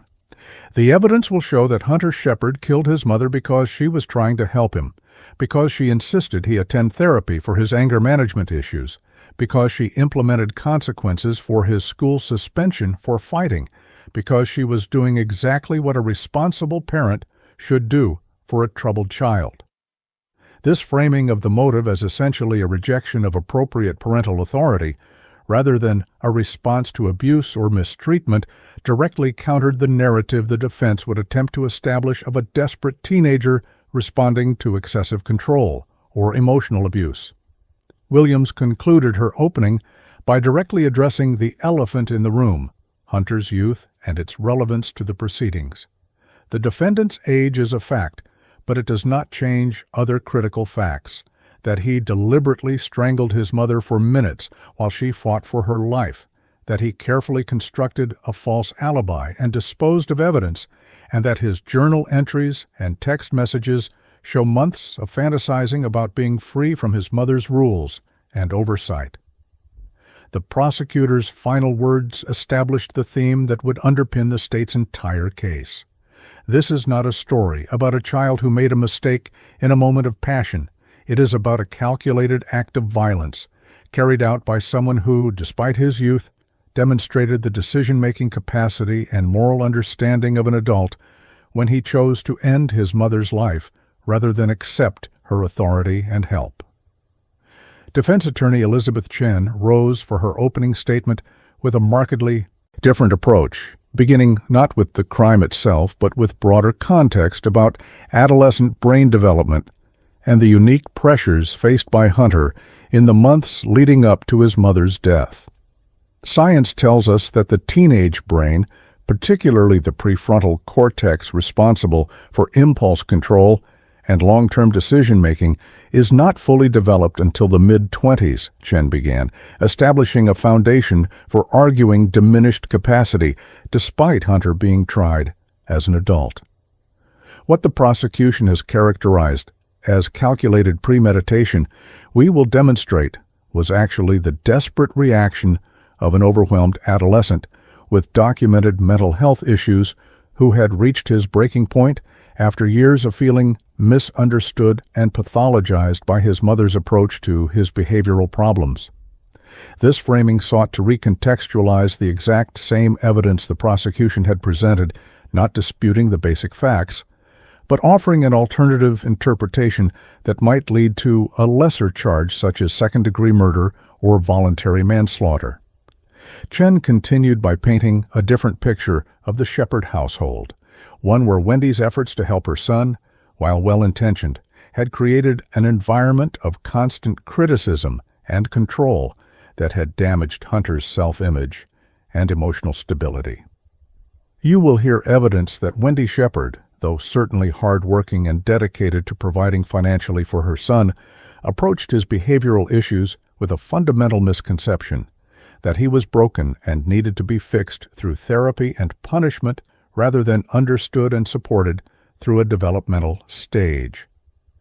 This characterization of Wendy's parenting as well-meaning but ultimately harmful represented the defense's delicate balancing act, acknowledging Hunter's responsibility for the physical act of killing his mother while suggesting that the context made it something less than the cold-blooded murder described by the prosecution.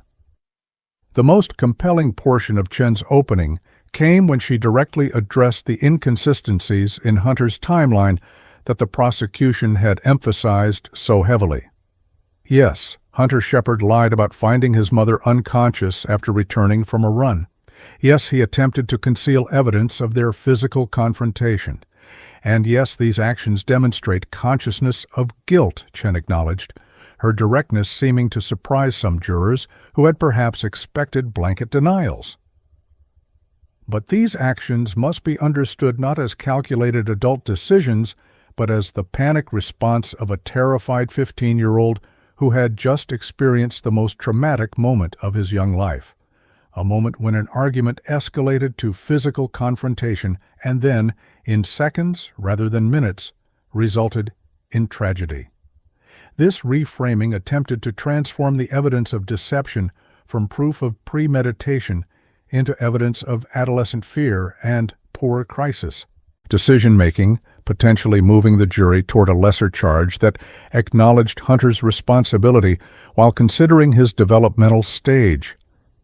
Chen concluded by directly challenging the prosecution's characterization of the motive, offering an alternative narrative that painted Hunter not as resentful of appropriate authority, but as a struggling adolescent pushed to the breaking point by approaches to his behavior that emphasized punishment over understanding.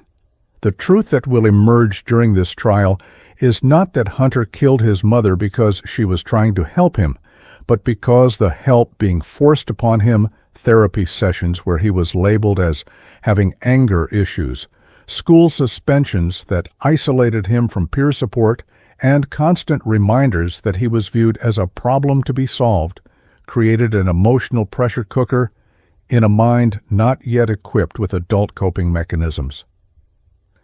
The defense attorney's final words attempted to frame the case as a tragedy rather than a crime. This case is not about a calculated rejection of parental authority. It is about the devastating consequences when the mental health needs of struggling adolescents are addressed through control and coercion rather than compassion and appropriate developmental support. Judge Morgan's instructions to the jury following the opening statements emphasized the legal standards that would govern their eventual deliberations, particularly the concept of reasonable doubt and the specific elements required to prove first-degree murder versus lesser included offenses.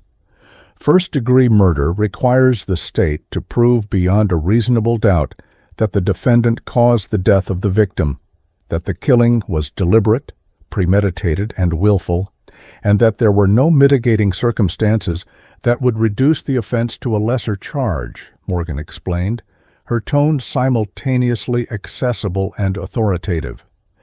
Premeditation does not require planning over days or weeks. It can be formed in seconds, but it must include actual consideration of the killing before it occurs, rather than a purely impulsive act with no prior thought. This instruction on the time element of premeditation would become particularly relevant given the defense's strategy of characterizing the strangulation as a momentary loss of control rather than a sustained, deliberate act. As the first day of trial concluded with preliminary procedural matters, the stage was set for what both legal teams knew would be a challenging and emotionally charged proceeding. The prosecution had established a narrative of calculated matricide motivated by resentment of appropriate parental authority, while the defense had countered with a story of adolescent crisis and developmental limitations. In the coming days, these competing narratives would be tested against the evidence, physical, digital, and testimonial, with a jury of 12 Baltimore residents ultimately tasked with determining not just whether Hunter Shepard had killed his mother, which both sides acknowledged, but whether that killing constituted the most serious category of criminal homicide or represented a lesser offense mitigated by youth, mental health considerations, and the complex dynamics of the mother-son relationship that had ended so tragically on a Thanksgiving morning meant for family celebration, rather than fatal violence.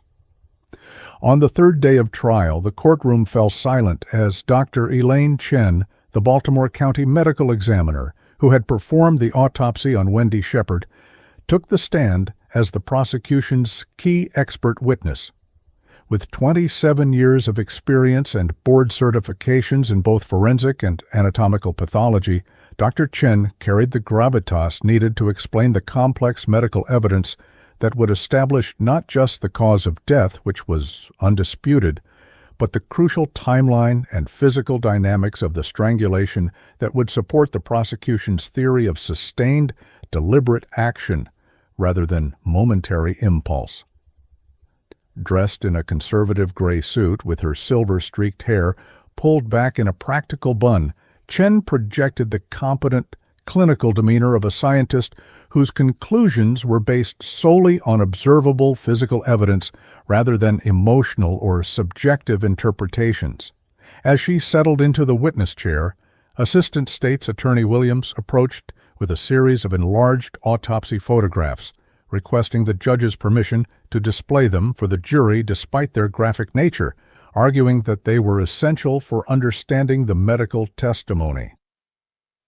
Judge Morgan granted the request, but with specific limitations, instructing the bailiff to set up the displays in a manner that allowed the jury clear access while shielding them from the gallery's view out of respect for the victim's dignity.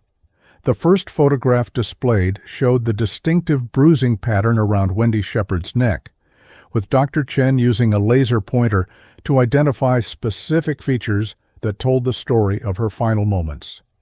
What you're seeing here is a pattern consistent with manual strangulation from a frontal position, with the thumbs meeting over the trachea and the fingers wrapping around the sides of the neck, Chen explained, her tone clinical but not cold, maintaining respect for the human tragedy behind the medical evidence.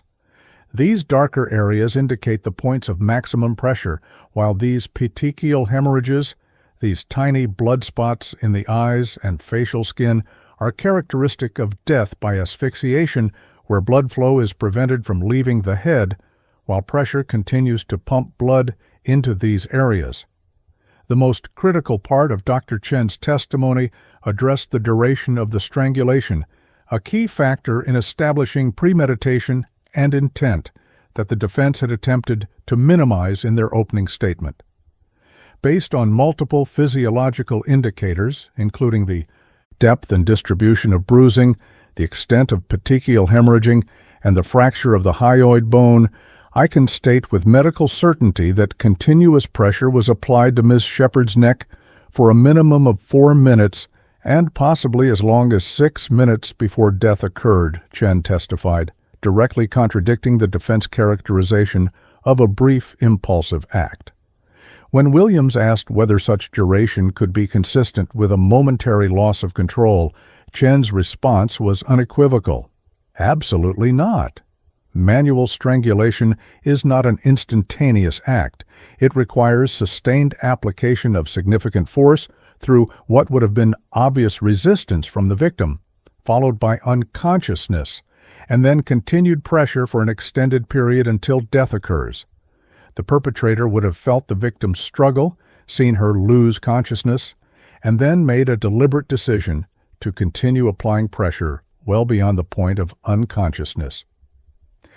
The cross-examination by defense attorney Martin Rosedale attempted to introduce scientific uncertainty into Chen's timeline, but her responses remained firm and based on observable evidence rather than speculation. Isn't it true, doctor, that the duration of strangulation required for death can vary significantly between individuals based on factors such as pre-existing medical conditions or anatomical variations? Rosedale asked, seeking to undermine the specific 4 to 6 minute time frame that so powerfully supported the prosecution's premeditation argument. Chen acknowledged that some variation exists, but held firm to her conclusions in this specific case. While there is some variability in how quickly death occurs during strangulation, the physical evidence in this case, particularly the extensive petechial hemorrhaging and the depth of bruising, is consistent only with sustained compression for at least 4 minutes. Ms. Shepard's medical records show no conditions that would have made her unusually susceptible to rapid death by asphyxiation. This response effectively closed the door on the defense's attempt to suggest the strangulation might have been brief enough to be considered impulsive rather than deliberate. Following Dr. Chen's testimony, the prosecution called Detective Noah Howard to provide a comprehensive overview of the investigation, particularly focusing on the timeline inconsistencies that had initially raised suspicions about Hunter's account of discovering his mother unconscious after returning from a run. Howard, wearing a dark suit rather than his usual detective's attire, projected the calm professionalism that had characterized his handling of the case from its earliest moments. As Williams guided him through his testimony, Howard methodically explained how each element of Hunter's initial story had been contradicted by objective evidence. The building's entry log, showing no exits during his supposed morning run, the neighbor's HS Doorbell camera capturing his brief trip to dispose of evidence rather than a 45-minute absence for exercise. The text messages sent to his friend Tyler during the time he claimed to be running, and the dry condition of his running clothes despite the steady rain that morning in Baltimore. The most compelling moment in Howard's testimony came when Williams played the video recording of the critical moment during Hunter's interrogation when he was confronted with the lab results showing Wendy's skin cells under his fingernails. The courtroom watched in complete silence as the recorded exchange unfolded on screen.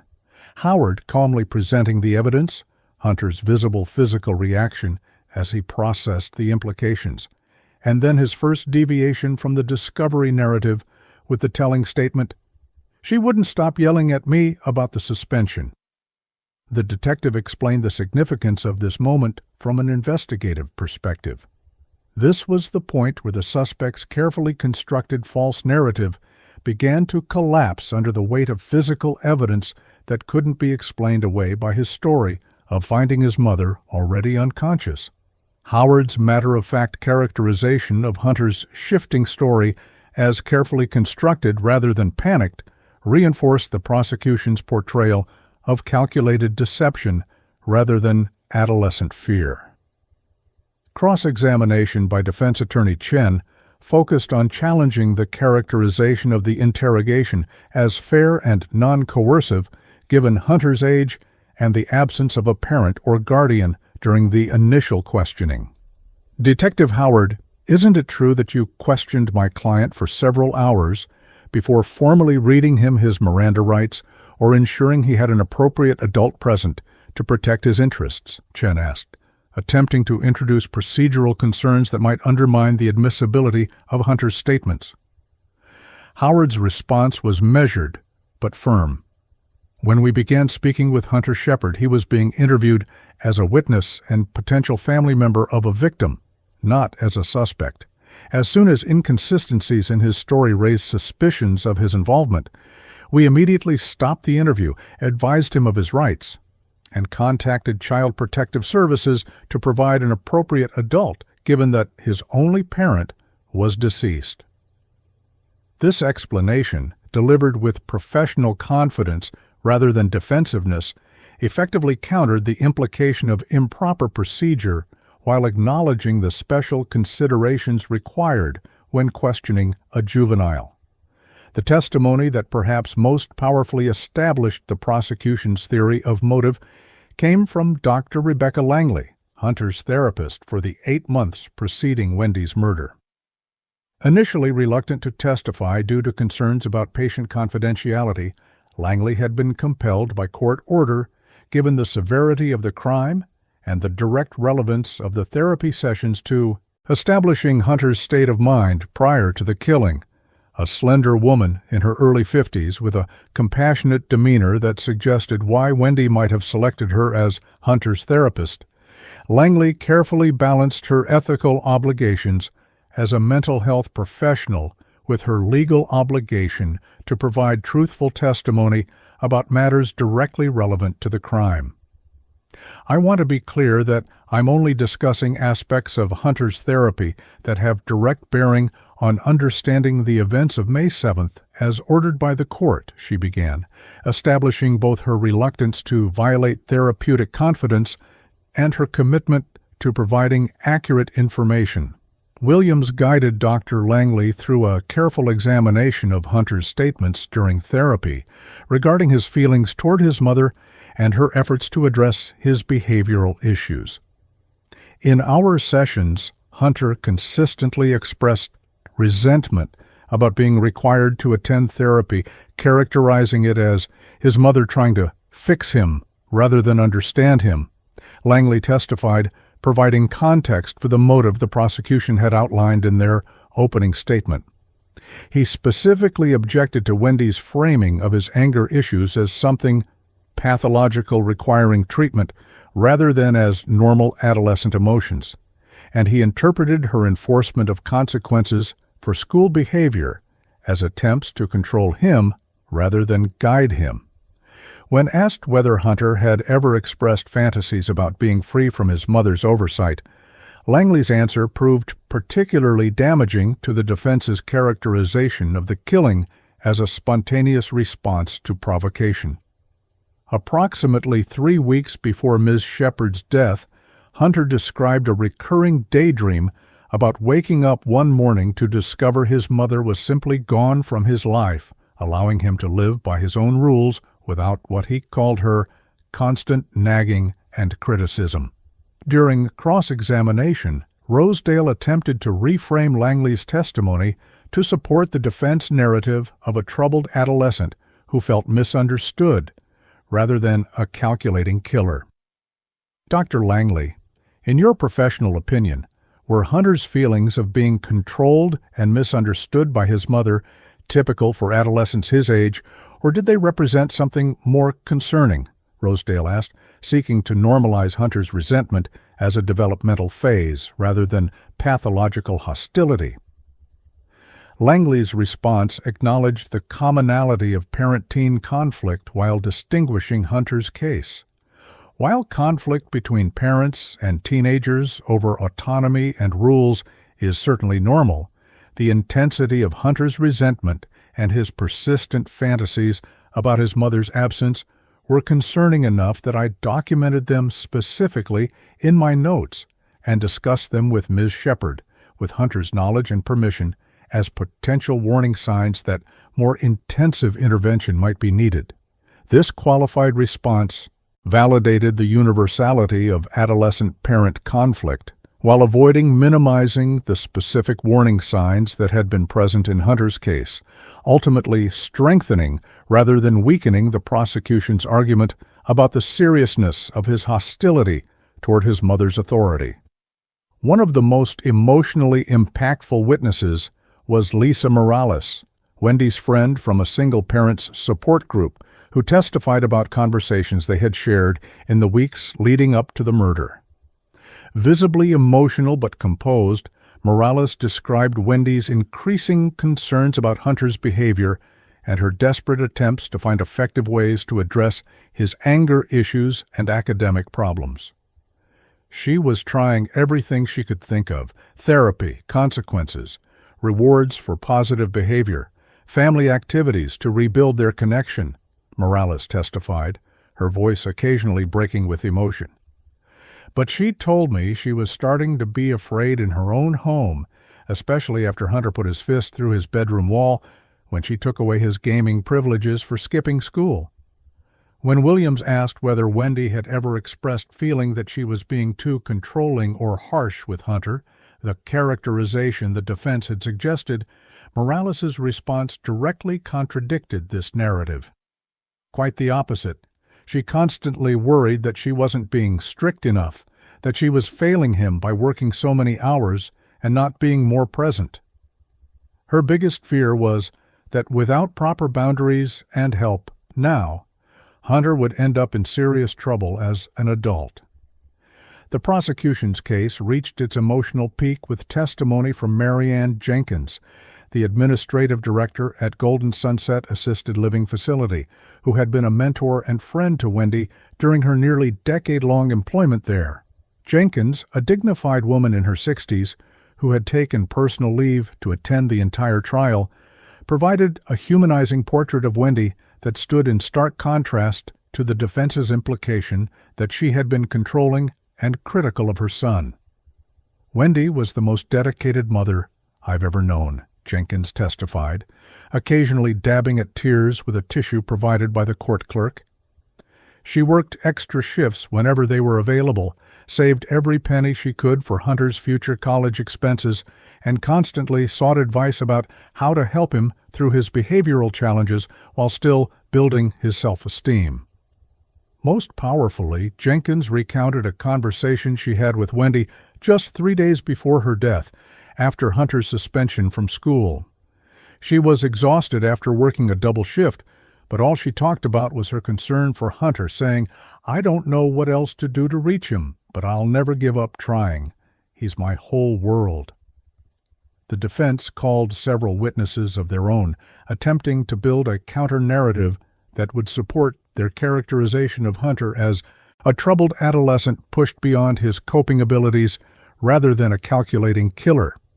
Hunter's school counselor, Michael Reeves, testified about the academic and social challenges Hunter had faced in the transition to high school, describing him as a student with significant academic potential who struggled with peer relationships and authority figures.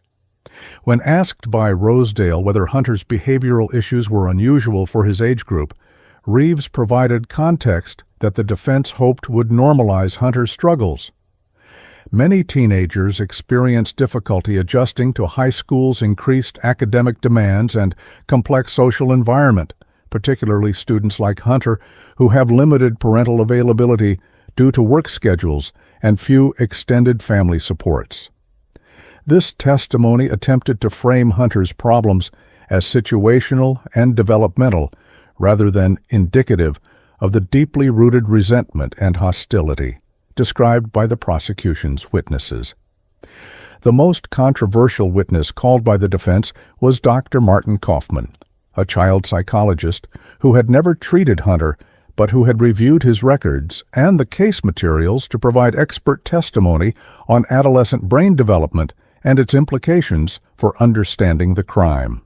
Kaufman, a well-known advocate for juvenile justice reform, with numerous publications on adolescent neurodevelopment, testified that the teenage brain, particularly the prefrontal cortex responsible for impulse control and long-term decision-making, is still developing well into the mid-20s. The neurological reality is that adolescents Hunters age process emotional situations differently than adults, with the limbic system, responsible for emotional reactions, developing earlier than the regulatory systems that would help an adult pause and consider consequences before acting, Kaufman explained, using simplified diagrams of brain development to illustrate his points for the jury. When asked directly by Rosedale whether a 15-year-old could form the same level of premeditation and intent as an adult, Kaufman's response provided the foundation for the defense's diminished capacity argument. While adolescents can certainly plan actions, their neurological capacity to fully appreciate consequences, regulate strong emotions, and resist impulsive behavior in emotionally charged situations is objectively less developed than that of adults, which is why we see higher rates of risk-taking behavior across this age group.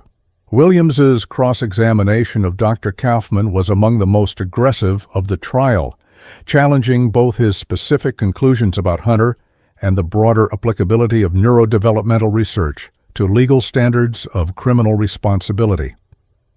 Dr. Kaufman, isn't it true that while adolescent brains are still developing, the vast majority of teenagers, over 99%, manage to navigate conflicts with their parents without resorting to violence, let alone homicide? Williams asked, framing Hunter's actions as exceptional rather than developmentally typical.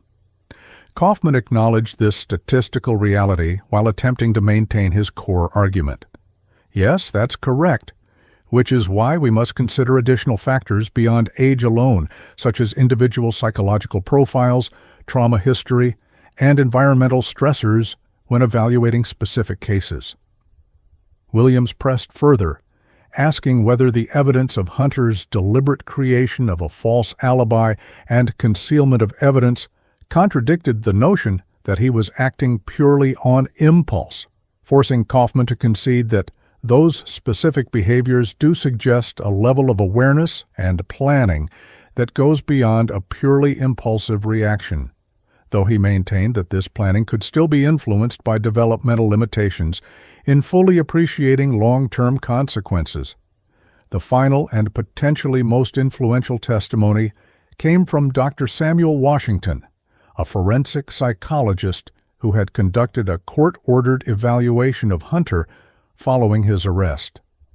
Unlike Dr. Kaufman, who had spoken about adolescent development generally, Washington had spent over 15 hours directly assessing Hunter through clinical interviews and standardized psychological testing, giving his conclusions specific relevance to the defendant rather than adolescence as a category.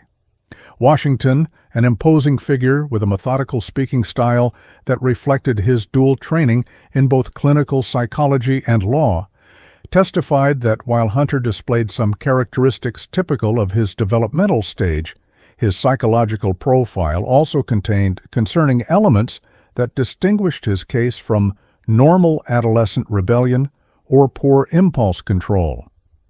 My evaluation revealed not just age-appropriate boundary testing and authority conflicts, but a pattern of escalating anger, limited empathy, and, most significantly, a disturbing disconnect between his actions and his emotional response to those actions, Washington testified, describing clinical observations that directly contradicted the defense narrative of an overwhelmed teenager who had acted in the heat of passion. When Williams asked about Hunter's understanding of the wrongfulness and consequences of his actions, Washington's response provided perhaps the most damaging testimony against the diminished capacity defense.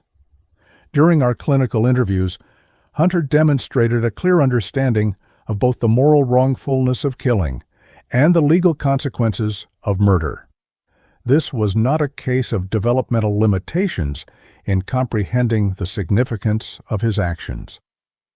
Most tellingly, when discussing the aftermath of his mother's death, he focused primarily on the consequences for himself rather than expressing remorse or grief, stating at one point that while he hadn't planned to kill her that morning, he had been thinking for months about how much better life would be without her rules and oversight. This characterization of Hunter's lack of remorse and self-centered focus, coming from a neutral court-appointed expert rather than a prosecution witness, carried particular weight with the jury, several of whom were observed taking extensive notes during this portion of the testimony. As the evidentiary phase of the trial neared its conclusion, the competing narratives had been fully developed through witness testimony, physical evidence, and expert opinion. The prosecution had methodically built a case supporting first-degree premeditated murder through evidence of the extended duration of the strangulation, Hunter's elaborate efforts to create a false alibi, his documented history of resentment toward his mother's authority, and expert testimony suggesting his actions reflected calculation rather than impulse. The defense had countered with evidence of Hunter's developmental stage, the commonality of parent-teen conflict, and expert testimony on adolescent brain development, attempting to frame the killing as a tragic result of developmental limitations in emotional regulation rather than adult-level premeditation. With closing arguments scheduled for the following day, both legal teams spent the evening preparing their final opportunity to shape the jury's understanding of the evidence and the appropriate legal conclusion to be drawn from the tragic death of a mother at the hands of the son she had worked multiple jobs to support and sought professional help to guide through his troubled adolescence. The courtroom on the final day of trial was filled beyond capacity, with extra chairs brought in to accommodate the overflow of journalists, law students, and members of the public who had been following the case that had captured Baltimore's attention for its tragic intersection of youth violence, family dynamics, and the broader questions it raised about juvenile justice. The tension was palpable as Judge Morgan called the court to order, announcing that both sides would present their closing arguments before the jury received their final instructions and began deliberations. Hunter Shepard, who had remained largely impassive throughout the proceedings, appeared more alert on this crucial day, occasionally leaning over to whisper to his attorneys as they prepared for their final opportunity to persuade the jury toward their respective interpretations of the evidence presented over the previous 7 days of trial. Assistant State's Attorney Ava Williams rose for the prosecution's closing argument, her posture and expression reflecting the gravity of the case and the responsibility of seeking justice for a murdered mother. Ladies and gentlemen of the jury, over the past week you have heard testimony and seen evidence that tells the story of a holiday morning that should have been filled with family and gratitude, but instead ended with Wendy Shepherd dying on her living room floor at the hands of the son she had sacrificed everything to raise and support, Williams began, her voice carrying clearly through the hushed courtroom. The question before you is not whether Hunter Shepherd killed his mother. That fact is undisputed even by the defense. The question is whether that killing constitutes first-degree murder requiring premeditation and deliberation, or a lesser offense as the defense has suggested. This framing immediately focused the jury on the central legal question they would need to resolve, acknowledging areas of agreement while highlighting the critical distinction that would determine Hunter's fate. Williams systematically reviewed the evidence supporting premeditation, beginning with the most damning scientific testimony. Dr. Chen, the medical examiner with 27 years of experience, testified with absolute certainty that Wendy Shepherd was strangled continuously for at least 4 minutes, and possibly as long as 6 minutes before death occurred. This was not a momentary loss of control or a split-second decision that couldn't be reconsidered. It was a sustained application of deadly force through Wendy's initial struggle, through her loss of consciousness, and continuing deliberately until her death was ensured. The prosecutor paused to let this timeline sink in with the jury before continuing, 4 to 6 minutes is an eternity when you're taking a human life. It's long enough to make a choice, long enough to stop, long enough to call for help, but Hunter Shepherd made the choice to continue squeezing the life from his mother's body until she was gone. Moving beyond the physical evidence of premeditation, Williams addressed Hunter's actions immediately following the killing. The elaborate deception that the prosecution argued demonstrated calculation rather than panic. After strangling his mother, Hunter didn't call 911 in shock or remorse. Instead, he methodically created a false alibi, washing blood from his hands, changing his clothes, hiding the sweatshirt he had worn during the killing, and disposing of bloody cleaning materials in the dumpster behind the building. He then fabricated an entirely fictional story about going for a morning run and returning to find his mother unconscious. A story that fell apart completely when confronted with evidence from the building's security system, the neighbor's doorbell camera, and his own phone records showing he sent text messages during the time he claimed to be running. Williams characterized these actions not as the panic response of a traumatized teenager, but as the calculated behavior of someone who understood exactly what he had done and was attempting to escape the consequences through deliberate deception. The prosecutor then turned to what she characterized as the most revealing evidence regarding Hunter's state of mind, his own words before and after the killing. Hunter's journal entries in the months leading up to his mother's death show a pattern of escalating resentment specifically focused on her efforts to help him, her insistence on therapy for his anger management issues, her enforcement of academic standards through consequences for poor grades and behavior, her attempts to set appropriate boundaries for a teenager showing increasingly concerning behavior. Williams directed the jury's attention to the entry from the night before the murder, projected onto a screen. "Tomorrow everything changes. I'm done being controlled and treated like a problem she needs to fix." The prosecutor let this statement hang in the air before adding, "These are not the words of someone who killed impulsively in a momentary rage. They are the words of someone contemplating a permanent solution to what he perceived as the problem of parental authority." Williams concluded by directly addressing the defense's primary argument regarding Hunter's youth and developmental limitations. The defense has asked you to consider Hunter Shepherd's age as a mitigating factor that should reduce his culpability, suggesting that adolescent brain development limited his capacity for premeditation and full appreciation of consequences. But Dr. Washington, who spent 15 hours evaluating Hunter specifically rather than teenagers generally, testified that he demonstrated a clear understanding of both the moral wrongfulness of killing and the legal consequences of murder. The prosecutor's voice took on additional gravitas as she delivered her final appeal. This case is not about punishing normal adolescent behavior or criminalizing teenage rebellion. It is about holding accountable someone who made the deliberate choice to end a human life, the life of his own mother, because he resented her efforts to help him become a responsible adult. Justice for Wendy Shepherd, who worked 2 jobs to support her son and sought professional help for his behavioral issues, demands a verdict of guilty of first-degree murder. Defense attorney Elizabeth Chen approached the podium with a different energy, her manner more conversational and empathetic as she sought to humanize Hunter and contextualize his actions within the framework of adolescent development and family dynamics. Throughout this trial, we have not disputed the central tragedy that occurred on May 7th, that Hunter Shepherd caused the death of his mother during a physical confrontation that escalated beyond anyone's expectations or intentions, Chen began, acknowledging the undisputed facts while setting the stage for a different interpretation.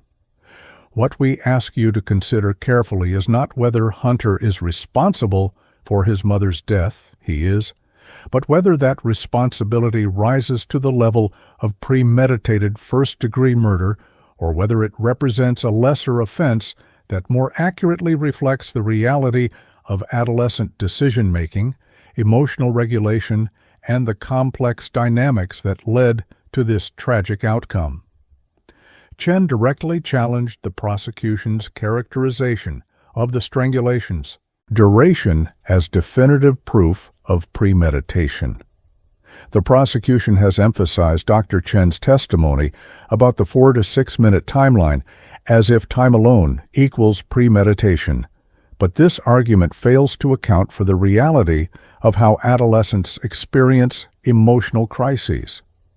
For a 15-year-old in the midst of an adrenalized confrontation with limited neurological capacity for impulse control and emotional regulation, time perception itself is altered.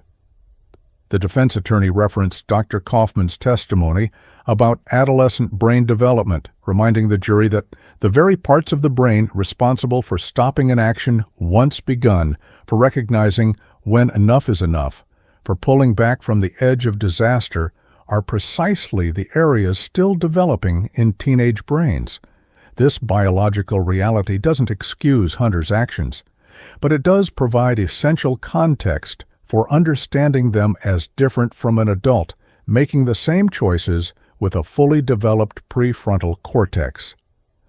The defense's most compelling argument came when Chen reframed Hunter's post-killing behavior, not as calculated deception, but as panic-driven self-preservation consistent with adolescent decision-making. The prosecution portrays Hunter's attempts to hide evidence and create a false alibi as sophisticated criminal calculation, but consider how these same actions appear through the lens of adolescent crisis response. A terrified teenager who has just experienced the most traumatic moment of his life, whose developing brain is flooding with stress hormones, and whose primary social support, his mother, is suddenly gone by his own hand. Chen's voice softened as she continued.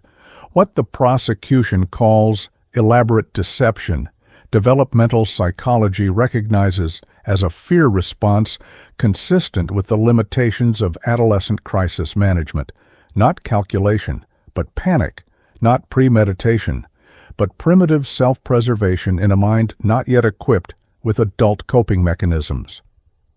Chen also offered a different interpretation of the journal entries and text messages that the prosecution had presented as evidence of pre-existing hostility. Yes, Hunter expressed frustration, resentment, and fantasies about being free from his mother's rules, just as countless teenagers throughout history have done, while navigating the complex terrain between childhood dependence and adult autonomy. These expressions reflect the universal adolescent struggle for identity and independence, not a murder plan. The defense attorney specifically addressed the entry written the night before the killing. When Hunter wrote "Tomorrow everything changes," he was referring to the Thanksgiving break from school and the therapy session scheduled that afternoon, not to any plan to harm his mother. Reading murderous intent into typical adolescent expressions of frustration requires ignoring everything we know about normal teenage development and communication. In her conclusion, Chen made a direct emotional appeal to the jury, asking them to consider the tragedy from multiple perspectives. No verdict you reach will bring Wendy Shepherd back or undo the tragedy that occurred that Thanksgiving morning, but you have the power to ensure that this tragedy is not compounded by treating a 15-year-old's actions, however terrible their outcome, as equivalent to those of a fully developed adult with complete neurological capacity for impulse control and consequence evaluation.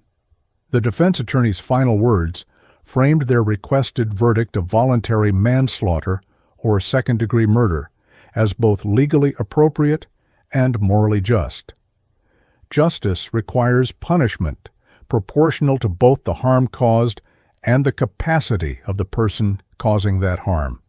Hunter Shepherd must be held accountable for his mother's death, but that accountability must reflect the reality of who he was on May 7, 2022.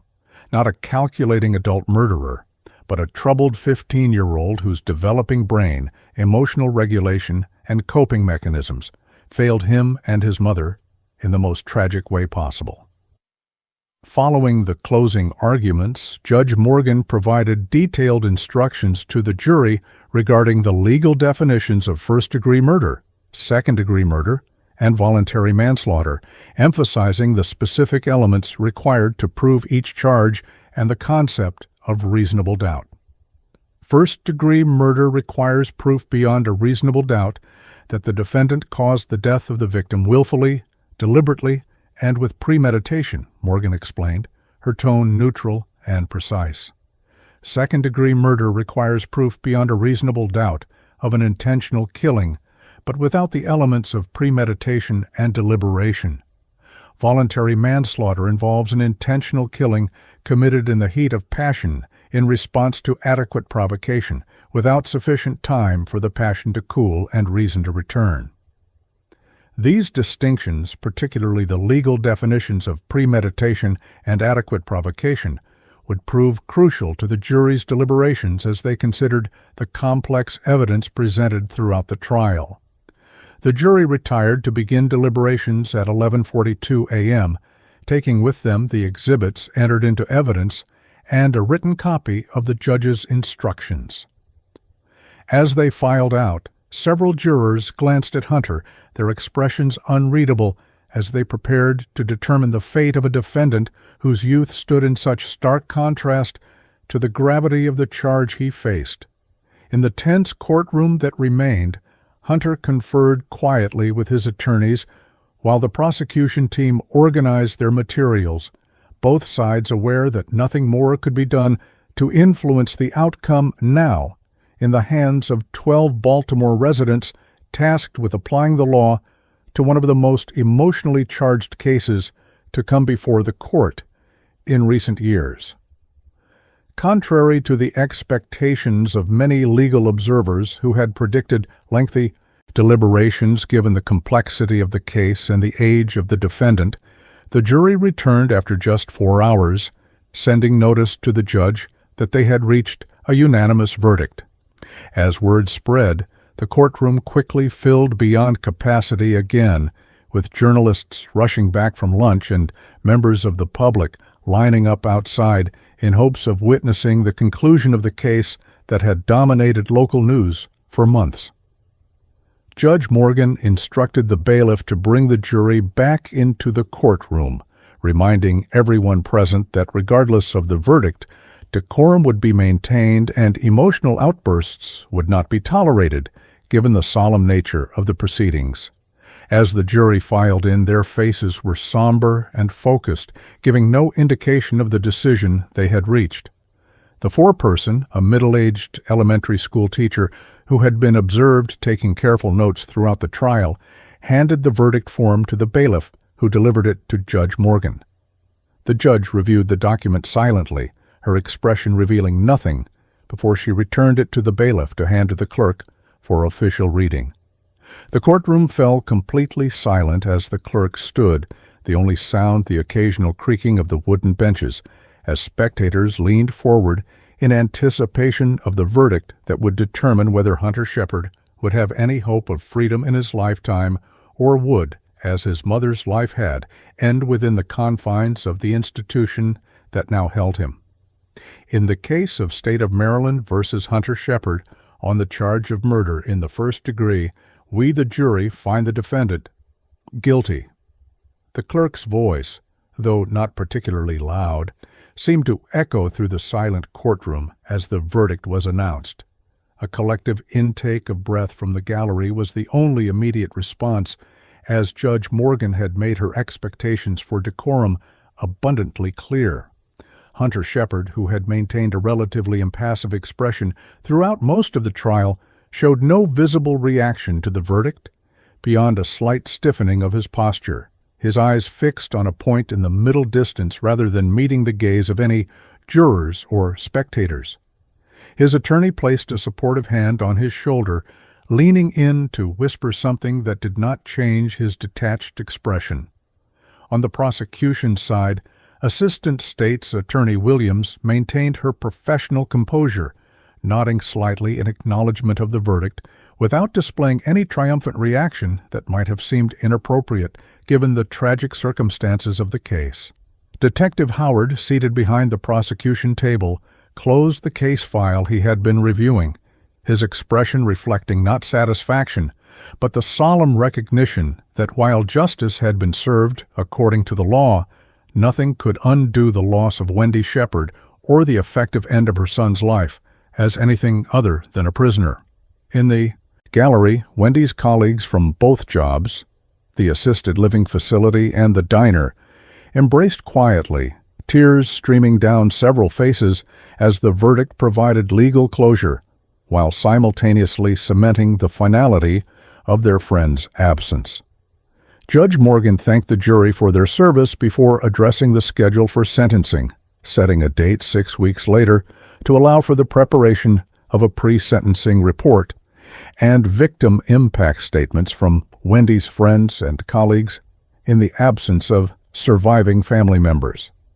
As Hunter was led from the courtroom by sheriff's deputies, the reality of his situation appeared to finally register on his face, a momentary expression of fear, quickly masked by the return of emotional detachment that had characterized his demeanor throughout the proceedings.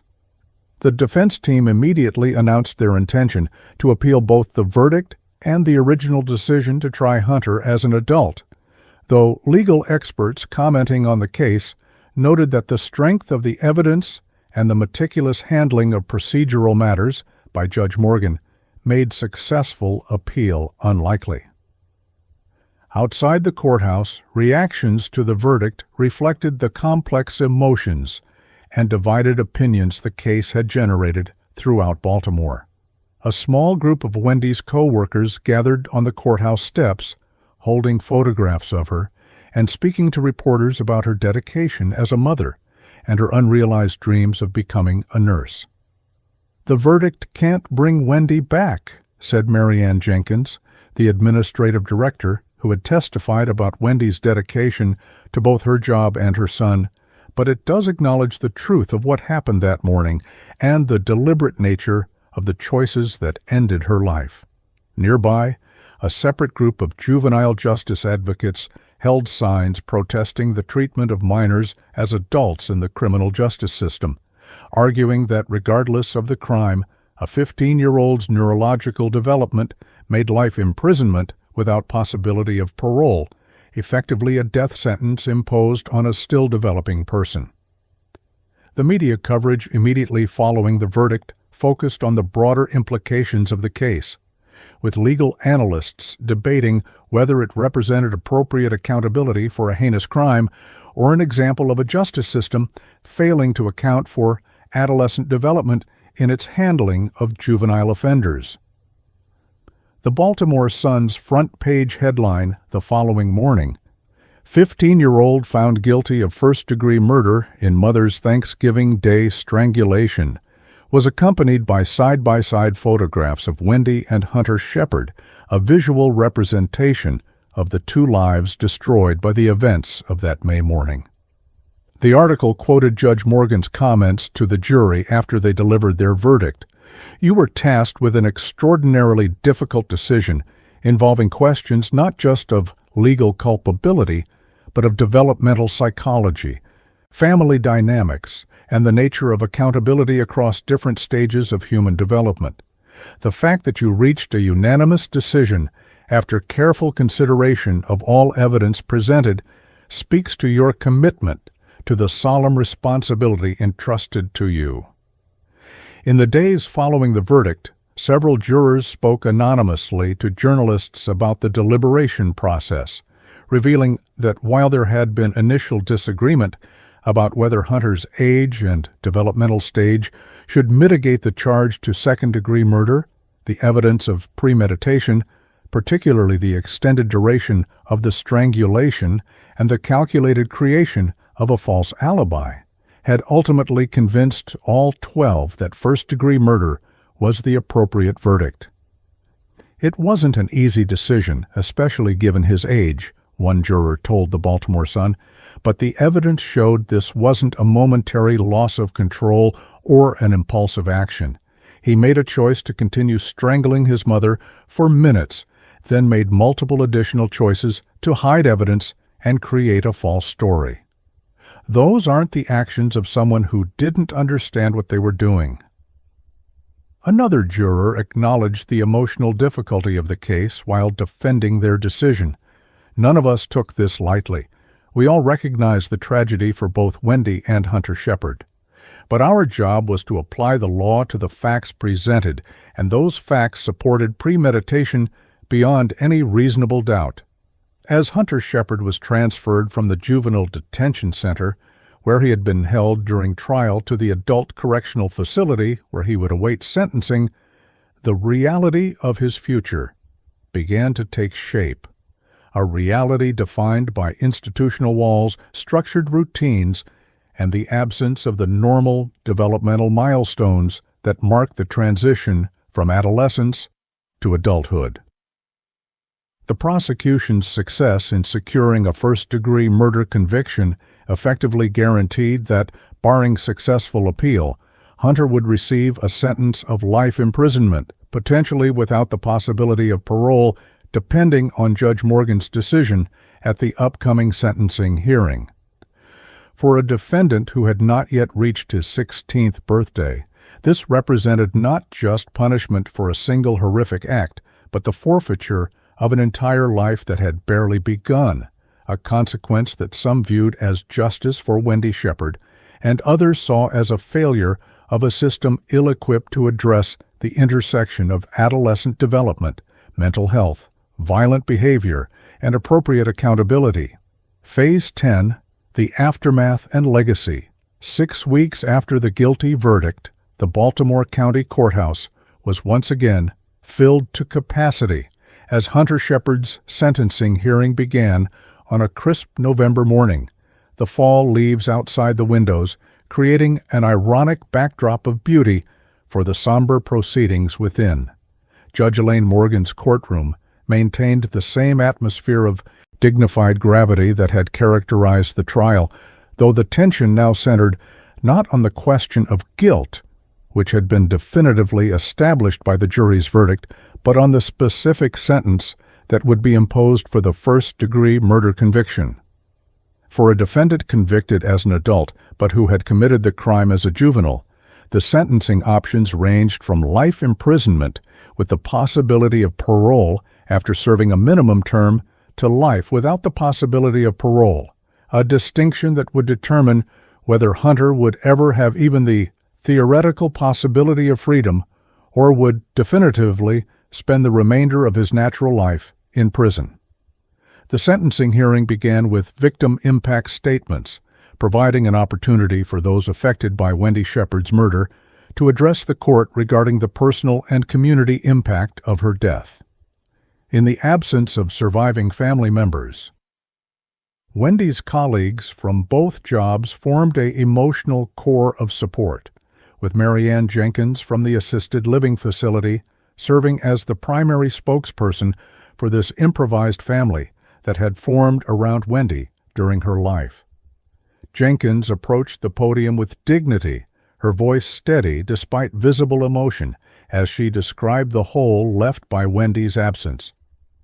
"Your Honor, Wendy Shepherd wasn't just an employee at our facility. She was the person residents looked forward to seeing each day, the co-worker who covered shifts when others had family emergencies, and the friend who remembered everyone's birthdays despite working 2 jobs and raising a son on her own," Jenkins testified, occasionally pausing to maintain her composure. Her death didn't just end her own future, it robbed our elderly residents of the gentle care she provided, eliminated the nursing skills she would have developed through the education she was saving for, and shattered the example she set of perseverance against overwhelming odds.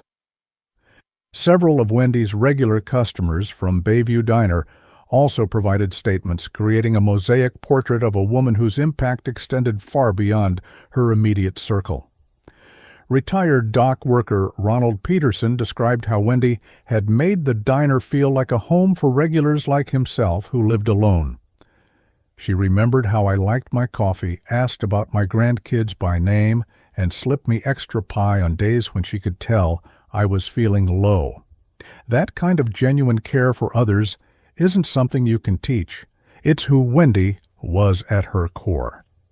The diner's owner described the scholarship fund established in Wendy's memory, which had already raised enough money to provide nursing education for 2 single parents, creating a legacy that honored her unfulfilled dream while supporting others facing similar challenges. These testimonials, while not directly relevant to the legal determination of an appropriate sentence, served the broader purpose of ensuring that Wendy was remembered as a full human being, rather than merely a victim, her life valued and mourned by a community that had recognized her quiet strength and generosity. After the victim impact statements, Assistant State's Attorney Williams presented the prosecution's sentencing recommendation, arguing forcefully for the maximum possible penalty of life imprisonment without the possibility of parole. "Your Honor, the jury's verdict of first-degree murder established beyond reasonable doubt that Hunter Shepherd acted with premeditation and deliberation in taking his mother's life," Williams began, her tone reflecting the seriousness of the recommendation she was about to make. "While we acknowledge the defendant's chronological age at the time of the offense, we must also acknowledge the calculated nature of his actions, both during and after the crime, the extended duration of the strangulation, the elaborate efforts to create a false alibi, and perhaps most tellingly, his own statement during interrogation that while he hadn't planned to kill his mother that morning, he had been thinking for months about how much better life would be without her rules and oversight." Williams argued that these factors, combined with Hunter's lack of remorse as documented by multiple witnesses and the court-appointed psychologist, demonstrated a level of dangerous calculation that warranted permanent removal from society regardless of age. The prosecutor also addressed the broader implications of the sentencing decision, framing it as a statement about the value placed on parental sacrifice and appropriate authority. "Your Honor, this case represents not just the murder of Wendy Shepherd, but an attack on the fundamental societal value of parental care and guidance. Hunter Shepherd didn't kill his mother because she was abusive or neglectful. He killed her because she was doing exactly what a responsible parent should do, working multiple jobs to provide financially, insisting on therapy to address concerning behavioral issues, and implementing appropriate consequences for actions like fighting at school." Williams concluded her recommendation with a direct appeal to the court's responsibility to protect society. Given the calculated nature of this matricide, the defendant's continued lack of remorse, and the fact that the very efforts to help him that triggered this violence would be central to any rehabilitation attempt, the state submits that life without the possibility of parole is the only sentence that adequately protects society while providing just punishment for the deliberate taking of Wendy Shepard's life. Defense attorney Elizabeth Chen presented a markedly different sentencing argument, acknowledging the seriousness of the crime while emphasizing Hunter's youth and potential for rehabilitation over the decades that would follow. Your Honor, the law recognizes that juveniles, even those convicted of the most serious crimes, are constitutionally different from adults in ways that diminish their culpability and enhance their capacity for change, Chen began, citing recent Supreme Court precedents regarding juvenile sentencing. Neuroscience has conclusively established that the adolescent brain, particularly the regions responsible for impulse control, consequence evaluation, and emotional regulation, continues developing well into the mid-20s. While this biological reality doesn't excuse Hunter's actions, it provides essential context for understanding them as different from identical actions taken by a fully developed adult brain. Chen argued that this developmental distinction justified a sentence of life with the possibility of parole after serving a minimum term, allowing for the consideration of potential rehabilitation after decades of incarceration, rather than the effective death sentence represented by life without parole. The defense presentation included testimony from Dr. Margaret Wilson, a specialist in adolescent rehabilitation within correctional settings, who provided context about the potential for change in juvenile offenders over extended periods of incarceration. Research consistently shows that even juveniles who commit the most serious violent offenses have significantly lower recidivism rates than adult offenders after appropriate intervention and maturation, Wilson testified, citing longitudinal studies tracking juvenile offenders into middle age. The same neuroplasticity that makes adolescents more vulnerable to poor decision-making also creates greater capacity for rehabilitation, particularly as the prefrontal cortex continues developing during the late teens and early 20s. Wilson emphasized that a sentence allowing the theoretical possibility of parole after several decades would still ensure Hunter remained incarcerated throughout the period of his brain's most significant development, while recognizing the scientific reality that the 60-year-old man who might eventually be considered for release would be neurologically and psychologically different from the 15-year-old who committed the crime. In the most emotionally charged moment of the hearing, Hunter Shepard himself addressed the court for the first time, having remained silent throughout the trial on the advice of his attorneys. Now facing sentencing, he rose at the defense table, his voice initially unsteady, as he began a statement that the gallery listened to with intense scrutiny for any sign of genuine remorse or continuing defiance. Your Honor, I know that nothing I can say will bring my mother back or make what I did any less terrible, Hunter began, his eyes downcast rather than meeting the judge's gaze. I've had months to think about what happened that morning and all the choices I made, not just strangling my mom, but then lying about it and trying to cover it up. He paused, seeming to struggle with his next words before continuing. I was so angry about everything, therapy, school, rules, that I couldn't see. She was just trying to help me. I told myself she was controlling me, but she was actually trying to stop me from ruining my life, and instead of listening, I ended hers. The sincerity of Hunter's apparent remorse became the subject of immediate debate, with prosecutors viewing his statement as a calculated attempt to influence sentencing rather than a genuine emotional reckoning with his actions. This skepticism seemed partially justified when Hunter's concluding remarks focused more on his own future than on the life he had taken. I know I deserve to be punished for what I did, but I also know that I'm not the same person now that I was that morning. I'm asking for a chance someday to show that I can be someone different, someone better than the person who did this terrible thing. This pivot toward his own potential redemption, without further acknowledgement of the irreversible loss he had caused, reinforced the prosecution's characterization of Hunter as fundamentally self-centered, concerned primarily with his own circumstances rather than the harm he had inflicted on his mother and the wider community that had valued her. After hearing all presentations, Judge Morgan called a recess to consider her decision, leaving the courtroom in tense anticipation for nearly 2 hours before returning to deliver the sentence. The judge's expression, as she took the bench, gave no indication of her decision, her years of judicial experience having developed an impassive demeanor that revealed nothing until she chose to speak. Before pronouncing sentence, I want to acknowledge the complexity of this case and the competing considerations that must be balanced, Morgan began, her tone measured and deliberate. On one hand, we have a defendant who was chronologically a juvenile at the time of the offense, with an undeniably developing brain and the theoretical capacity for change that such development implies.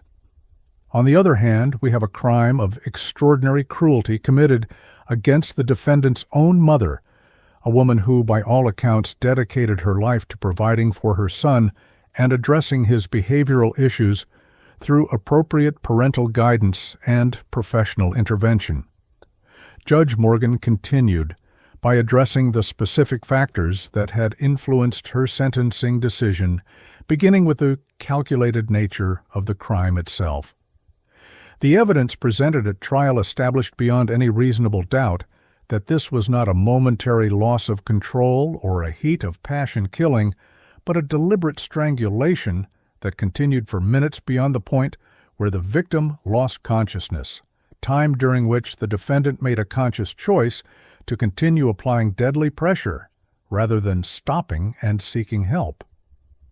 The judge also cited Hunter's elaborate attempts to create a false alibi and his documented lack of genuine remorse as factors weighing against leniency, noting that while adolescent brain development might explain impulsivity or poor decision-making in the moment, it less adequately explained the calculated deception that followed or the absence of emotional connection to the harm caused.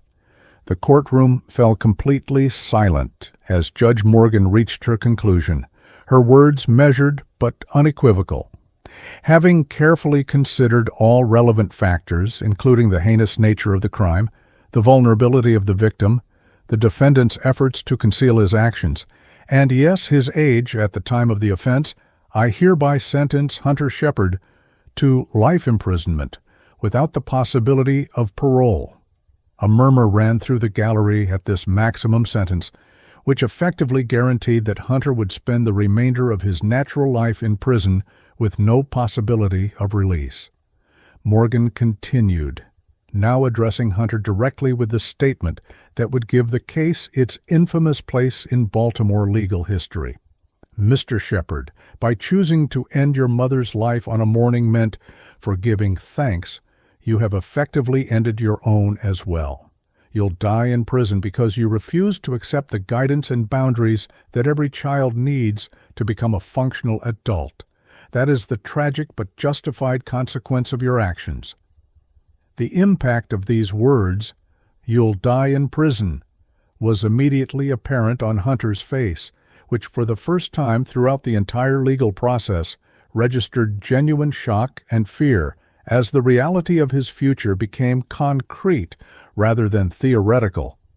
The teenager, who had seemed emotionally detached during much of the trial and sentencing hearing, suddenly appeared his actual age, a 16-year-old confronting the incomprehensible reality that he would never again experience life outside institutional walls, that the entire arc of normal human development and experience that should have been ahead of him had been foreclosed by his own actions on a single morning when anger had overwhelmed reason and led to an irreversible act of violence.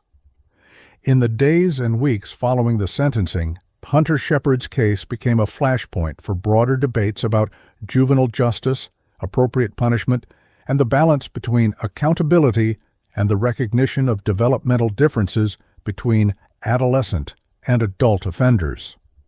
Legal scholars and juvenile justice advocates pointed to the sentence as an example of a system failing to fully incorporate scientific understanding of brain development into its approach to even the most serious juvenile offenders.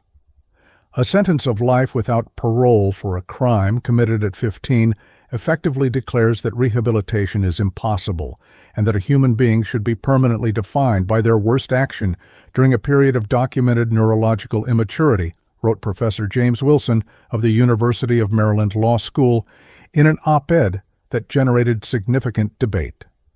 While Hunter Shepard's crime was undeniably horrific and deserving of serious punishment, a sentence that categorically forecloses any possibility of redemption or change over potentially 60 or more years of incarceration reflects retribution rather than justice. Others defended Judge Morgan's sentence as appropriate given the specific circumstances of the case, particularly the calculated nature of the crime and Hunter's documented lack of remorse. This wasn't a case of momentary adolescent impulsivity or poor decision-making in the heat of passion, countered former prosecutor Sarah Martinez in a responding editorial. The extended duration of the strangulation, the elaborate efforts to create a false alibi, and the defendant's own statements showing months of fantasizing about being free from his mother's oversight all demonstrate a level of calculation that justifies the maximum sentence despite his chronological age. This fundamental disagreement about whether the sentence represented justice or excessive punishment reflected broader societal tensions about how to address serious violent crime by juvenile offenders, balancing accountability for harm caused with recognition of developmental differences and potential for rehabilitation over time. Hunter Shepard's transfer to the adult correctional system marked the beginning of a new and challenging reality as the youngest inmate in Maryland's maximum security prison.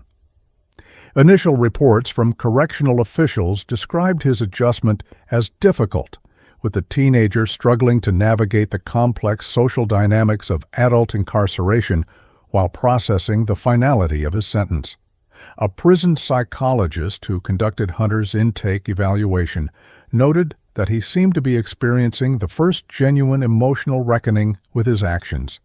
The structured environment and absence of distractions like video games or social media forcing a level of introspection that had previously been absent. He's asking questions about his mother now, what her life was like, why she made the choices she did, things he never seemed interested in before, the psychologist noted in a confidential report later referenced in appeals filings. This may represent the beginning of actual empathy development, though it comes tragically too late for both him and his victim. The legal aftermath of the case continued through a series of appeals filed by Hunter's attorneys, challenging both his treatment as an adult in the original proceedings and the constitutionality of a life without parole sentence for a crime committed at 15.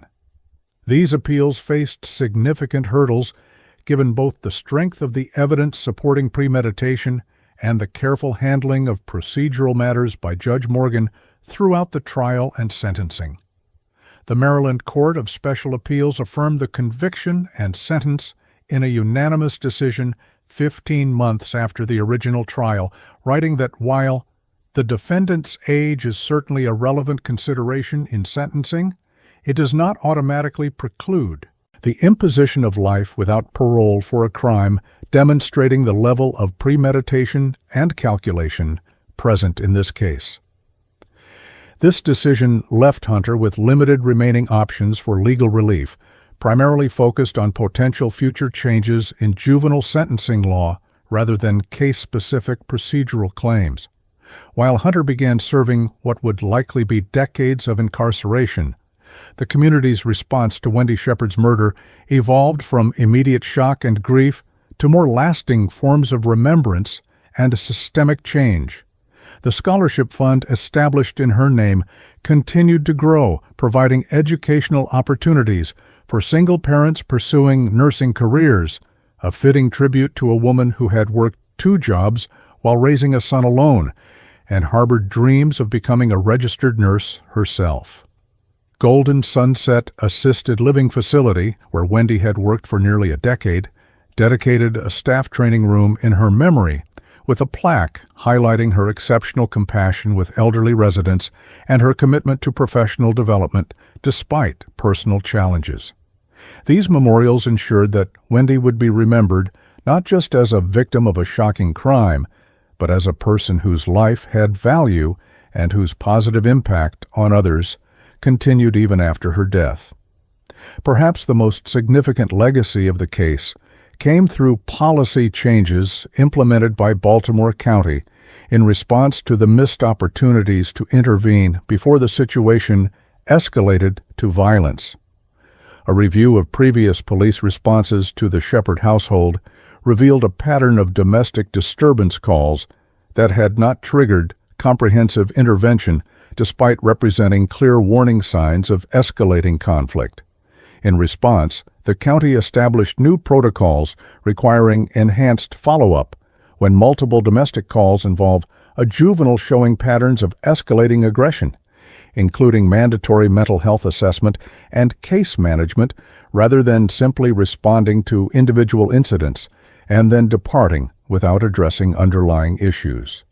A pilot program named the Wendy Shepherd Initiative created collaborative teams of law enforcement, mental health professionals, and school counselors to identify and intervene in similar family situations before they reached the crisis point that had led to Wendy's death, potentially preventing other families from experiencing the same tragic outcome. 5 years after the murder, a documentary filmmaker produced Thanksgiving Morning, The Hunter Shepherd Case, examining not just the specific tragedy of Wendy's death, but the broader systemic failures that had allowed Hunter's behavioral issues to escalate despite his mother's desperate attempts to access help.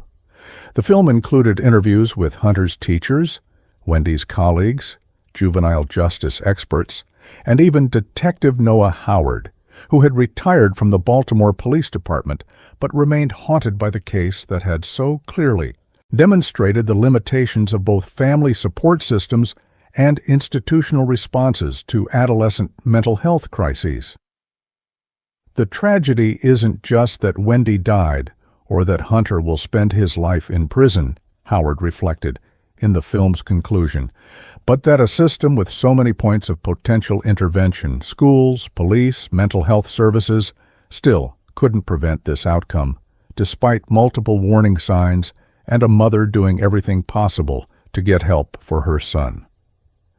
Hunter Shepherd himself remained largely isolated from these broader discussions about the implications of his case, his world now defined by the rigid routines and limited horizons of maximum security imprisonment.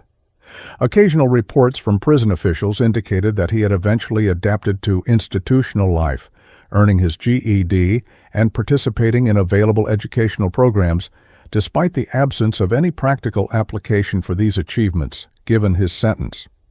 A prison chaplain who worked with Hunter noted that as he moved through his late teens and into his 20s, he began showing signs of the neurological development that his defense had emphasized during trial: improved impulse control, greater capacity for empathy, and more nuanced understanding of the consequences of his actions.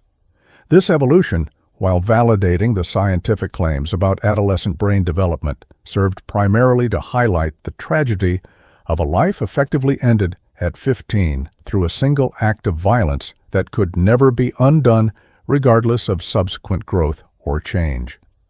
On the 10th anniversary of Wendy Shepherd's death, a small gathering of her former colleagues, customers from the diner, and recipients of the scholarship established in her name met at a Baltimore park to dedicate a memorial bench with a simple plaque. In memory of Wendy Elizabeth Shepherd, whose determination, compassion, and sacrifice continue to inspire others. As they shared memories of a woman who had worked tirelessly to provide for her son while pursuing her own dreams of advancement through education, the conversation inevitably turned to the dual tragedy represented by Wendy's murder and Hunter's life sentence. Two lives ended, in different ways, by a single act of violence, on a Thanksgiving morning that should have been filled with family and gratitude, but instead became defined by an adolescent's fatal rejection of the parental guidance he needed but refused to accept.